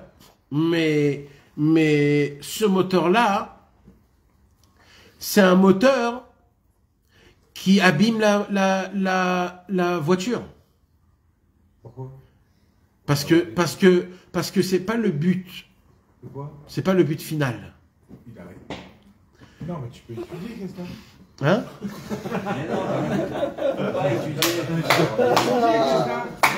Bien sûr qu'il peut étudier. Non, Non, mais dans tous les cas, il faut. On parle pas d'étudier ou pas étudier. Non. On parle pas. L'étude, elle est bonne dans tous les cas. Dans tous les cas, il faut étudier. Tout peut être tout. Moi, ce que je parle, c'est d'une autre. Ce que je veux dire, c'est que des fois, il faut se motiver un peu. Alors moi, ce que je veux dire, c'est que combien de temps on va dire il faut se motiver? C'est-à-dire combien de temps? Si c'est pour une fois, pour le commencement, je suis prêt à aller avec toi. Mais si toute une vie en entière on dit Mitor, Shelo, Lishma, Balishma, on ne va aller nulle part. Il faut qu'il y ait un moment où on se dit, allez, ça y est, on est dedans, on est déjà dedans. Alors maintenant, on va un peu plus avancer. Il faut connaître le niveau d'après. Il faut connaître le niveau un peu plus élevé. C'est que ce niveau-là, maintenant qu'on est là et qu'on a des connaissances et que Baruch Hashem, etc., il y a un moment où il faut avancer le cran, le monter un peu plus. Et là, Rabbeinu, est-ce qu'il nous enseigne? Rabbeinu, il nous enseigne que le limoud lishma, en fait, c'est la clé pour retrouver le chemin du Emet dans la Torah, de Yaakov Avinu. Par contre, quand il y a des grammes de l'olishma, quand il y a des autres intentions, alors on penche vers la vanne, et quand on penche vers la vanne, notre Torah perd de son Emet, et il dit Rabbeinu, et ces pourcentages de l'olishma qu'on a étudié vont être dans ma bouche des mots qui vont parler contre le tzaddik à Emet. Alors Rabbeinu, il dit, t'inquiète pas, moi je fais avec ça des bonbons. Parce que moi, avec tes paroles, t'as la parole mauvaise qu'un homme il parle sur le tzaddik Emet, il dit, Rabbeinu, moi je détecte en fait quelle Torah était l'olishma. Grâce à ça, je la reforme d'une bonne manière et je crée des nouvelles halachot grâce à ce que tu as dit de mal contre moi. Donc, moi, en fin de compte, je vais faire des feux d'artifice avec cette marloquette. Mais, pendant ce temps-là, tu as perdu ton chemin de Emet. Donc, moi, ce que je veux qu'on arrive à comprendre, c'est qu'il y a un moment où il faut dire d'aïe. Mitor, Shelo, Lishma, Balishma, c'est sympathique quand t'es au CP, quand t'es au CE1, quand t'es au CE2. Mais il y a un moment où, à l'âge de 70 ans, tu peux pas te permettre de dire Mitor, Shelo, Lishma, Balishma. Ce mot-là, c'est pas tout. Il y a aussi des autres endroits où il y a écrit que des fois, il faut essayer de faire attention. Même Shelo, Lishma, Bichlal. Rabbi Akiva, il y a un ritba sur le Masechet Yoma. On l'a mentionné le cours dernier, c'est pas pachout, c'est une marloquette dans les Rishonim. Est-ce que Behemet, Mitor Shelo Lishma Balishma, est-ce que Behemet c'est un moteur qu'on doit avoir, ou alors ce n'est pas un moteur qu'on doit avoir? Dans tous les cas, mes amis, l'importance de l'étude de la Torah, je le répète, elle est tellement importante que même quand on étudie Shelo Lishma, Vadaï qu'il faut étudier la Torah. Vadaï, je parle pas de ça. Moi, je parle maintenant quand un homme... il fait pour moi, je parle d'un homme qui essaye de atteindre le niveau de l'imoud lishma. Voilà. C'est de ça que je parle. Je parle du monsieur que, en fin de compte, on s'est dit, il y a un moment où il faut avancer. Comment je suis zoré d'étudier Torah Lishma, c'est-à-dire d'être un élève de Yaakov et pas de Lavan? Comment je le fais? Alors il dit, Rabbeinu, tu dois mettre toutes tes forces dans l'étude de la Torah pour une chose. C'est quoi? Que ça soit les Shem Shamaim, pour Akadosh Baruch Hu, les Shem Shamaim. Toi, tu dis l'Ishma. L'Ishma, c'est pour Hachem. Les Shem Hachem. Mais les mitzvot que tu fais à la fin, c'est toi qui en bénéficies, c'est pas Hachem. Nahon. Mais c'est un devoir que tu es obligé. C'est-à-dire, on ne te pose pas la question. Les mitzvot, c'est un devoir. En fait, de base, ça commence comme ça. De base, Akadosh Baruch Hu te dit, tu dois d'abord étudier la Torah juste pour savoir quoi faire, quoi pas faire. Déjà, c'est le base, c'est le minimum de tout. D'accord? Tu dois savoir qu'est-ce que tu dois faire. Ça, Bichlal, on n'en parle même pas de ça. Ça, c'est pas shoot. D'accord? C'est pas shoot. Un homme, il doit connaître. Maintenant, il y a un deuxième niveau d'étude de Torah. Quand un homme, il veut un peu plus connaître, il veut un peu plus approfondir, il veut un peu plus regarder, agrandir, etc. Alors là, tout de suite, on dit, attends. Un homme, il va commencer à avoir de cette richesse-là. Cette richesse-là, il faut faire très attention. Il faut savoir, est-ce que tu le fais pour quoi? Pour toi? Alors ok, il n'y a pas de problème. Même si c'est pour toi, il n'y a pas de problème. C'est bien, c'est une mitzvah, c'est ok, c'est mitzvah Talmud Torah Keneged Kulam. On n'en parle pas de ça. Maintenant, le Inyan, c'est quoi? C'est que c'est écrit que la Torah, elle doit être l'Ishma. Quand une Torah, elle est l'Ishma, cette Torah-là, elle est bénéfique à des milliards de fois plus que l'Olishma. Et dans toute la Pirkei Avot, dans les Gemarot, combien on parle de combien c'est important d'étudier Torah l'Ishma? Alors moi... Nathan, pardon, comment on pourrait, parce qu'il pourrait aussi avoir une volonté d'étudier la Torah, l'Ishma dans son Ramazé, pour obtenir, après quand on partirait de ce monde, ça pourrait aussi devenir l'Olishma. Nachon. Rabbeinu, il parle de ça aussi. Rabbeinu, il dit, il y a plein de niveaux de l'Ishma. Il y a un niveau de l'Ishma où un homme, il veut du Gan Eden. Alors il dit, Rabbeinu, alors c'est pas l'Ishma, c'est pas du l'Ishma, mais c'est mieux, c'est beaucoup mieux que des Vadaï. Maintenant, il dit, Rabbeinu, il y a un troisième niveau, c'est quoi? C'est qu'un homme, il veut même pas lui devenir un tzaddik. C'est-à-dire, il est prêt même à rester comme il est. Étudier la Torah, rien que parce que ça fait plaisir à Hachem. Même si je reste le même rachat, même si je reste le même imbécile, et je reste tout, je monte pas de niveau.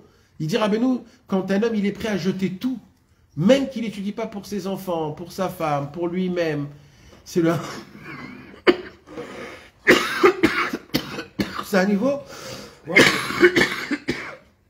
qui est le niveau le plus élevé que pour Akadosh Baruch Hu, même si moi, je resterai le même imbécile. Au Gan Eden en haut. C'est parce que on te dit que quand tu étudies la Torah, tu changes, tu deviens un bon juif, tu avances, tu deviens kadosh, tu auras du sahar dans l'Olam Haba. Imagine-toi, il y a quelqu'un qui vient et te dit, écoute, en fonction des avérotes que tu as fait, qu'un homme il a fait toute sa vie, quoi que tu liseras toute ta vie, tu pourras atteindre rien du tout. Shum davar, kloum. Voilà, rien. Alors tu sais qu'en haut, tout ce que tu étudies, ça vaut rien. Eh bien, combien même le monsieur il le fait, ça c'est le niveau du lishma le plus élevé qui existe. C'est-à-dire qu'on te dit que même à la fin, tu n'auras pas de bénéfice de ça. Rien, cloum, rien.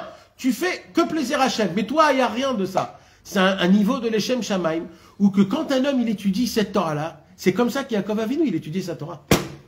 Quand tu as dit tout à l'heure, il faut se faire un contrat avec soi-même, de dire tout ce que je vais étudier, ça sera pour le monter. Oui, il faut le dire, mais il faut y croire. Mais c'est quel limite dont tu parles? Tu parles de la Gemara? Dans tout. Du Rabbeinu, tu cherches les Etzot quand même. Non, mais avant les Etzot du Tzadik à Emet. D'abord, c'est quoi les Etzot entre toi et moi? Les Etzot, tu les connais déjà. T'as changé? Non. Alors, c'est pas les Etzot que tu cherches. Alors, de quoi tu me parles? On cherche quoi? C'est la tfila qu'on a besoin. Si vraiment tu cherches des etzot, prends juste le likuté de tfilot, ça te suffit. Pour changer, tu as besoin juste du likuté de tfilot. Alors pourquoi tu étudieras Rabbeinu? Parce que c'est comme ça qu'on doit connaître le Hachem Yitbarach. C'est à travers la vision du tzaddik à Emet. On ne doit pas voir dans une autre vision. C'est la seule vision vraie, Emet, que c'est ça Hachem Yitbarach. Et quand à Kadosh Baruch Hu, on le voit des yeux du tzaddik à Emet, Kadosh Baruch Hu, il a une gloire encore plus grande que tout. Parce que le tzaddik à Emet nous fait montrer qu'on peut servir Hachem même dans les bas-fonds, même dans les niveaux le plus bas, même quand on est hypocrite, même quand on ne sait pas faire le travail, même quand on se ment sur soi-même. Le tzaddik nous fait montrer un nouveau chemin de Dieu, des yeux pour regarder Hachem, de manière que quoi qu'il se passe, quoi que j'ai fait, quoi que je vais gagner, quoi que j'ai toujours et le Akadosh Baruch Hu, il a un service divin. D'ailleurs, Rabbi Nathan. C'est pas une invitation à rester médiocre, ça? De quoi? De dire, de toute façon, c'est quoi médiocre? Bas niveau, quoi. Bas niveau, ben non. Quand je passe achat du même Non, pas du tout, pas du tout, parce que là, on vient de lire que c'est un Amal à Torah et une Yegia qui est la plus dure qui puisse exister au monde. C'est encore plus dur que ce que tu crois. Le Baal Shem Tov, le Maguid de Mezrich, il a décrit comment le Baal Shem Tov étudiait. C'est écrit dans Tzavat Haribash. Le Baal Shem Tov, il dit que quand il étudiait la Torah, il avait une montre, que tous les 5 minutes, la montre, elle sonnait. Pourquoi elle sonnait? Parce que le Baal Shem Tov, il disait que quand on étudie la Torah, on s'oublie un petit peu de Hachem. Parce que tu rentres dans la logique de la Torah, tu rentres dans le... Alors il ne voulait pas aucune seconde oublier d'Akadosh Baruch Hu. Donc tous les 5 minutes, quand il étudiait la Torah, il se rappelait tout de suite, Shiviti Hachem le Negdi Tamid. Ah, il se rappelait d'Akadosh Baruch Hu, tout de suite il rentrait, il re-rentrait dans la Torah. C'est un travail. Rabbi Nathan, il dit, un homme, il doit se travailler énormément, c'est un travail. C'est des pleurs, c'est du likouté de filote, c'est des demandes à Akadosh Baruch Hu avant chaque étude, tous les jours, de faire Teshuvah, de faire Tachanoun. Le Ben Ishraï, il mentionne là-bas une prière avant d'étudier, il faut faire Tachanoun, il faut demander pardon à Hachem. C'est un concept. Quand tu étudies la Torah en mode, t'es cindré, t'es pas en mode détente, t'es là parce que tu étudies le bijou d'Akadosh Baruch Hu. T'as un combat entre Yaakov et Lavan. Tu veux ne pas déduire d'un centimètre du émet de la Torah. Tu veux obtenir le 100% de la Torah. Pour cela, il faut atteindre un Leshem Shamaim. C'est un combat. C'est pas du tout un laisser-aller. Le travail dans celui-là, il est beaucoup plus dur qu'un travail qui est dans une... Quand tu t'assois, tu ouvres le livre et vas-y, tu étudies. Voilà, ça s'arrête là. Et si à un moment de ce travail-là, tu kiffes? Ah, il n'y a aucun problème à ça. Et que tu dis, ah ben j'en bénéficie. Alors attends, non, parce que j'ai pas terminé, on m'a pas laissé terminer. Le pacte, il doit, c'est pas un pacte, comment on dit, c'est une askama, comment on dit. C'est un accord que tu dois faire avec toi-même, que tous les plaisirs et les désirs de cette Torah, voilà, je me coordonne, que ça viendra après 120 ans, voilà. Je m'attends pas que je sois payé dans ce monde-ci. Maintenant, ça veut pas dire que tu ne vas pas être payé dans ce monde-ci, aucun rapport. Et même dans les deux mondes. Vadaï, que tu vas être récompensé, tu vas être bénéficié, etc., etc. Mais ce que Rabbeinu, il te dit, c'est, toi ne t'attends pas, parce que Mashemagi Alecha, c'est qu'après 120 ans. Maintenant, Kadosh Baruch Hu, il est très bon. Kadosh Baruch Hu, il va te donner plein de cadeaux. Il va te donner de la richesse divine. Il va te donner... Nathan, tu vois, par exemple, excuse-moi, c'est très important de devoir aussi relier beaucoup le Inyan de la Tfila avec cet enseignement-là. Pourquoi? Parce que le Inyan de la Tfila, au niveau de cette Hitbodedut que Rabbi Nachman de Breslev nous a amené, c'est que quand, par exemple, on entend ce qu'on entend, la seule possibilité de pouvoir, mamash, étudier la Torah, l'Ishma, c'est de devoir raconter le Emet à Kadosh Baruch Hu, de comment devoir prier, devoir lui demander comment, mamash, Emet, étudier la Torah, l'Ishma, sans Tfila, il n'y a aucune possibilité. Puisque ça peut aussi devenir, avec des intérêts, de devoir étudier la Torah pour avoir une grande intelligence et pour réussir dans les affaires. C'est bien aussi, c'est qu'est-ce qu'il est en train de dire, Nathan. Mais la perfection, c'est de devoir baser cette situation-là. Mais on ne veut pas baser cette situation-là que quand on étudie, c'est pas pour obtenir au niveau de la parnassa, c'est pas pour obtenir au niveau de l'intelligence. On ne peut pas se sortir de cette prison-là dans l'étude de la Torah que grâce à la tfila. Que grâce le fait de devoir dire le Emet Hashem Ribono Shel Olam. J'ai aucune possibilité, aucune volonté de devoir vouloir étudier l'Ishma parce que je suis très intéressé et j'ai une ta'ava de devoir étudier la Torah pour mes intérêts personnels. S'il n'y a pas ces phrases-là, c'est impossible de se sortir de cette prison mentale. Donc c'est sûr qu'il faut beaucoup utiliser la Hitbodedut, le conseil de Rabbi Nachman, et il faut beaucoup utiliser aussi les Teilim, qui sont les Sougal de devoir faire Tchouva. Puisque la Torah qu'on étudie, la Gemara, la Halacha, c'est pas pour s'embellir au niveau de nos réflexions personnelles, c'est pour faire Tchouva sur nos fautes. C'est pour pouvoir se rapprocher d'Hachem, c'est pour pouvoir passer à l'action au niveau des manquements que j'ai dans mon service divin. Quelqu'un, si par exemple aujourd'hui, il pense savoir qu'il sait faire la Hamida, il faut beaucoup prier les Tehillim et de devoir beaucoup prier Hachem la vie qu'on vit dans le moment de la Hamida. Puisque la Hamida, les mots qu'on doit avoir, c'est uniquement de devoir avoir la pensée qui sont posées sur les mots qui sont dits, avec la Emouna que Hachem il est devant nous. Si on n'a pas ça, la Hamida, c'est bien, on est sorti de Mechovatenu, mais c'est pas une Hamida parfaite. Et c'est ça la Tchouva. C'est si mon étude de la Torah, elle ne m'amène pas à cette perfection de la Hamida, que mon mohar, mon cerveau, mon sang, dans mon cœur et dans mes pensées, ils sont attachés à ces mots-là, et j'ai la Emouna, que le Dieu vivant il est devant moi, la Torah, la Gemara que j'étudie, c'est la vanne. Pour pouvoir accéder à la Hamida, que j'ai les mots, que ma pensée, mon sang, mon cœur, ils sont en train de les dire, mais pas que je l'ai dit parce qu'on me l'a dit de devoir faire la Hamida, je l'ai dit parce que j'ai la Emouna parfaite que le Dieu vivant il se tient devant moi. Et que je dois lui demander dans la Hamida tout ce qui est écrit dans la Hamida. Si je n'arrive pas à cette perfection-là, au moins quelques secondes, quelques mots du Shmon Esrei, c'est sûr et c'est un siman que mon étude, elle est du niveau de la vanne. Alors sans l'aïdbo des doutes et sans les conseils des tzadikim authentiques, et sans les Tehillim qui sont mes sougales de la Tchouva, comme Rabbeinu il amène beaucoup, on ne peut pas arriver à s'écarter de ces prisons mentales, de ces intérêts personnels, que quand j'étudie la Gemara, quand j'étudie un petit peu la Torah, j'ai des chidushim, ou alors je me sens bien dans mes promenades de Sechel, et de ça, j'ai une passion de me regarder dans la glace et de me dire oh, je suis bon. Vous comprenez? C'est où on arrête, ça veut dire de devoir se détacher complètement de nos personnages qu'on a créés depuis 25 ans ou 30 ans, de devoir se rendre comme j'ai entendu il n'y a pas longtemps, de devoir se rendre comme un voleur qui se rend aux flics. Il faut qu'on se rende à Kadosh Baruch Hu.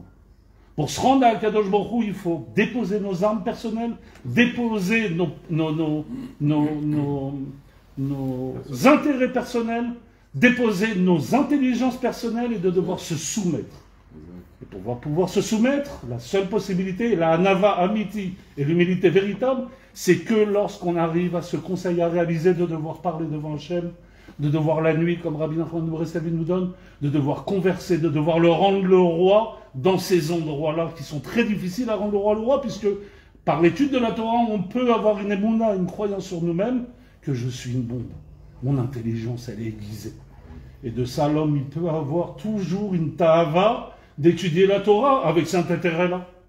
Mais là, il boit des doutes et les conseils des tzadikim amitiyim, ils nous donnent cette possibilité-là de devoir, en parlant des paroles de vérité, de devoir être méritant de faire des tehillim, de devoir multiplier les supplications, et un jour, peut-être, on va arriver sur une amida, shacharit ou mincha arvit, que là, à ce moment-là, on aura le sang, ou quelques secondes dans l'amida, d'avoir la émouna parfaite, que Kadosh Baruch Hu, il est là devant moi, et que là, je lui demande, et là, ça s'appelle de la Yirat Shamayim, et ça, c'est la maison de Yaakov.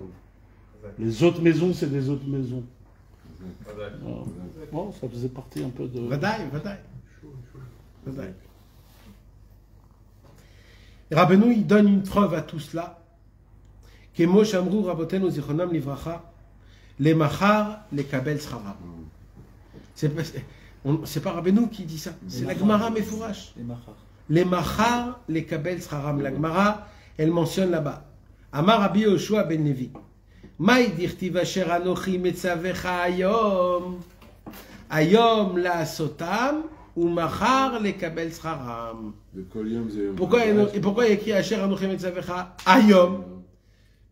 Parce que la Torah, elle te dit, sache que la Torah que tu étudies, tu l'étudies maintenant, mais la récompense, elle est à la fin. C'est demain. C'est demain. C'est-à-dire le lendemain. C'est un jour nouveau, donc on recommence. C'est toujours demain. C'est l'autre monde. Demain, c'est l'autre monde. Maintenant, ça, c'est la Gemara Mefourash qu'elle te dit. C'est-à-dire, la nature, c'est le Hémet. C'est le Hémet que la Gemara nous dit, c'est que le Sahara de la Torah, il ne peut pas être donné dans ce monde. Ce monde n'a pas des capacités pour recevoir la récompense de la Torah. Et il n'est pas fait pour goûter la récompense de la Torah, c'est que dans le monde futur. On doit se déshabiller de la matérialité. Donc, il dit Rabbeinu, donc au moment où un homme, il étudie la Torah, et qui prend un profit, on dit, et qui prend un profit de l'étude de la Torah, dans ce monde-ci, il a rien compris. Il a rien compris. Donc une ségoula, ça peut jamais être l'ishma en fait. Là, on parle de la Torah. Ségoula, c'est pas de la Torah. Ségoula, c'est une autre chose. Sur le limoud, là. Mais là, on parle du limoud de la Torah. D'accord? Le inyan du limoud de la Torah, où un homme, il faut qu'il sache que dans ta tête, l'étude de la Torah, que tu le veuilles ou pas, c'est de la richesse. Voilà, je vais vous le dire 100 000 fois, parce que c'est la vérité. Mais la Torah, c'est de la richesse. Quand chaque page que tu étudies, tu deviens un autre homme. Tu deviens une autre personne. Tu réfléchis d'une autre façon. Très très vite, tu vas te retrouver dans une place que tu dis, oulala, je suis très très haut par rapport à ce que j'étais il y a quelques... Chaque mot. Donc c'est très dangereux. C'est la Torah qui... C'est la Torah. elle-même qui fait rendre. Bien sûr, bien sûr. Non, c'est pas mauvais. C'est pas la Torah qui est mauvais. C'est la personne. C'est la kavana de la personne.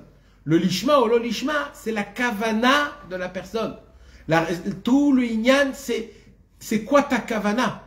Tu peux étudier la Torah comme en étant un homme qu'on a invité à la maison du palais royal, ou alors tu peux arriver dans le palais royal du roi et dire c'est ici ma maison, je fais ce que je veux, j'étudie comme j'ai envie et je l'utilise la Torah. Mes amis, regarde, je vais vous dire les choses simples, d'accord? On va dire les choses simples. À l'époque, il n'y avait pas besoin de parler de l'importance d'étudier la Torah. À l'époque, c'était tellement pachout que tout le Ham Israël, quand il ouvrait le livre, il se ressourçait directement, de tous les niveaux. C'était comme ça à l'époque. Quelle époque? On parle de l'époque des Rishonim. C'est long. On parle d'époque, ça fait 400, 500, 600, 700, 800 ans, 900 ans. Ouais, mais pas tout le monde avait accès. Il y avait beaucoup une élite seulement qui avait accès à la Torah. Non, pas à cette époque-là. À cette époque-là, non. À cette époque-là, il y avait les Talmidei Chachamim, et les Talmidei Chachamim, ils faisaient un travail très fort d'enseigner aux personnes. Les personnes, ils avaient une grande connaissance qui était très très grande de la Torah. La Torah était connue, il y avait plein de choses, etc., etc. Il y avait un moment où le peuple juif, il a été éparpillé. Ça s'est passé au moment de l'Inquisition, à l'époque de l'Espagne, du Portugal, là où le peuple juif a été éparpillé dans le monde en entier. Et là, la Torah, elle a commencé à devenir un problème. Et c'est là où les rabbanim, ils ont dit, les gars, étudiez la Torah, on s'en fout, étudier l'essentiel, c'est étudier, il faut étudier, c'était dur. Et ils étaient là à dire, étudiez même le lishma, étudiez, même pour de l'argent, même pour des connaissances. La Torah, ça donne de la sagesse, vous allez être des plus grands. Et même quand il y a 200 ans, quand la Haskalah elle a commencé, et que les Juifs ils commençaient à aller à l'université, les rabbanim, ils ont fait une asefa, je parle de ça il y a à peu près 150 ans, ils ont fait une très grande asefa, ils ont dit c'est une catastrophe. Le peuple juif, il commence à partir, à apprendre des langues, et à écrire des autres langages, à aller dans l'université, à apprendre des autres sagesses. Qu'est-ce qui va se passer avec la Torah? Et là, ils se sont dit, il faut qu'on fasse sortir la sagesse de la Torah dans le monde pour faire montrer que même nous, on a une sagesse. Et là, ils ont commencé à créer ce qu'on appelle les pilpulim. Les pilpulim. C'est quoi les pilpulim? C'est le raisonnement de la Gemara. Ils ont créé des yeshivot spécialement pour ça. Toutes les yeshivot, ils étaient créés à travers ce concept-là, de renforcer l'étude de la Torah. Faire en sorte que les nouvelles générations mettent toute leur force dans l'étude de la Torah, qu'ils n'aillent pas dans l'université. Ils ont fait rentrer la beauté de comment c'est écrit, de comment c'est pensé. Et grâce à ça, ils ont renforcé le peuple juif. Ça fait 150 ans, le Baruch Hashem, tout le monde connaît, tout le monde étudie, tout est parfait. Ça y est, c'est fini cette époque-là. Les gens, ils étudient la Torah. Venez, on passe la page. Rabbeinu, il dit maintenant, c'est Torah Lishma. Ça y est, l'étude de la Torah, elle était basse, on l'a ramenée en haut. Mais viens, on avance. La proposition que Rabbeinu ici nous propose, c'est goûter une Torah Lishma, les gars. Jusqu'à maintenant, on a tout fait, on vous a dit étudier la Torah parce que la Torah, elle allait partir. Mais daï. Jusqu'à quand on va parler ce langage de galoute, d'étudier le top, le maximum, daï. Il y a une Torah qui existe, qui est belle, qui est pure. et qui est Emet, et qui est les Shem Shamaim. Ça peut être valable le système des Avrechim encore dans ce système-là que tu proposes? Ce système, alors c'est pour ça qui est beau. C'est que Rabbeinu, il nous apprend que c'est pas un système, c'est juste une kavana. C'est ça, c'est une façon. Rabbeinu nous propose qu'il y a tout un nouveau concept à re-regarder de manière originale, depuis le début. C'est-à-dire, c'est quoi le moteur essentiel? Moi, quand nous, on m'avait enseigné dans les yeshivot l'itaïot, moi, on m'a dit ouvertement, les choses étaient claires. Il faut qu'on devienne des rachei yeshivot. Il faut qu'on devienne des grands connaisseurs et des palpélanim. Et plus tu étais un palpélan, plus tu avançais dans les grades, plus on te faisait monter. C'était barou. Il n'y avait pas d'autre. Et c'est pour moi, c'était ça les Shem Shamaim. Quand après tu apprends et tu vois des autres choses, tu dis mais c'est pas possible, c'est pas possible qu'on nous a comme ça autant mal fait grandir. Rabbeinu il nous dit il y a un nouveau concept. C'est pas le nouveau, c'est ancien. C'est Torah Lishma, il dit Rabbeinu. Le Torah Lishma te donne le Emet. Et le Emet te donne la paix entre tous les tzadikim. En fait, Rabbeinu, il dit ce concept qu'il existe aujourd'hui crée la marloquette entre les tzadikim. Moi, ce que je vous propose, il dit Rabbeinu, c'est qu'il y a de la paix dans le monde. En étudiant de la Torah, l'Ishma, les Shem Shamaim, Pashut Me'od. Et l'essentiel, c'est pas la quantité, mais c'est de la qualité. C'est la qualité de la Torah qui est les Shem Shamaim. Et ça, un homme qui est zoré d'étudier la Torah, les Shem Shamaim, alors il est zoré de faire le shalom dans tous les mondes et d'amener le Mashiach Tzidkenu. Qu'est-ce qu'il va faire le Mashiach Tzidkenu? Il va nous enseigner de la Torah, les Shem Shamaim. C'est ça, Pashut Me'od. Cette Torah, elle va venir, elle va être Merapeotan. Il y a écrit dans les Pirkei Avot, Kol Halomed, Torah, Lishma, Zochel et Dvarim Arbe. C'est les Pirkei Avot qui disent ça. C'est pas un livre, c'est les Pirkei Avot. Celui qui étudie la Torah Lishma, il est méritant de plein de choses, de beaucoup de choses. Et où ils sont ces choses-là qu'on dit que Zochim et Dvarim Arbe? Si ils sont pas là, c'est qu'on n'étudie pas de la Torah Lishma. Où ils sont? C'est une question que Rabbi Meir de Pré-Mishlan, il est venu, il a posé la question à Rabbi Aaron de Karlin, il lui a dit toi, tu étudies la Torah Lishma, je vois que tu es pauvre, mais il y a écrit dans les Pirkei Avot, Kol Halomed Torah Lishma, Zochel et Dvarim Arbe. Il lui a dit, où ils sont les Dvarim Arbe à toi? Alors, ou tu étudies une Torah chez l'Olishma, où il y a un problème. Alors, il lui dit, j'étudie une Torah Lishma. Alors, il dit, ok, va chez le Baal Shem Tov, il va t'enseigner ce que c'est la Torah Lishma. Et il est devenu un élève du Baal Shem Tov. C'est l'élève du Baal Shem Tov que lui, il enseigne la prière, qui lui a enseigné qu'est-ce que c'est la Torah. Car le Ikar chez le Baal Shem Tov, c'était le lien de la Tfila. Il lui a appris que la Torah et la Tfila, c'est un seul concept. C'est un seul concept. C'est tu pries pour savoir étudier et tu étudies pour savoir prier, pour savoir quoi demander, comment demander. C'est un qui donne l'autre, c'est un qui enchaîne l'autre. C'est une roue que quand un il met en marche l'autre automatiquement. Mais quand il n'y a pas ce concept-là, il dit Rabbeinu, tu peux te retrouver devant un tzaddik et tu peux parler contre lui et t'éloigner de cette personne avec toute la Torah que tu connais. Et la Torah que tu as étudiée, c'est pas une preuve que tout ce que tu choisiras, c'est le bon chemin. Non. Même quand un homme il étudie la Torah, il peut se tromper. Et pas qu'il peut. En général, quand un homme il étudie la Torah, il a un Yetzer Hara spécial pour parler contre le tzaddik Emet. C'est pas quelque chose qu'on peut comprendre. Rabbeinu va parler de ça. Mais Rabbeinu, il dit voilà, il y avait Yaakov et Lavan. Les deux, ils étaient identiques. Lavan était encore même mieux que Yaakov. Et en fin de compte, Yaakov Avinu, c'est lui qui a dévoilé la Torah et qui a dévoilé toute la descendance de tout. Lavan, par contre, voilà, c'est resté Lavan. Donc il faut faire très attention, il dit Rabbeinu.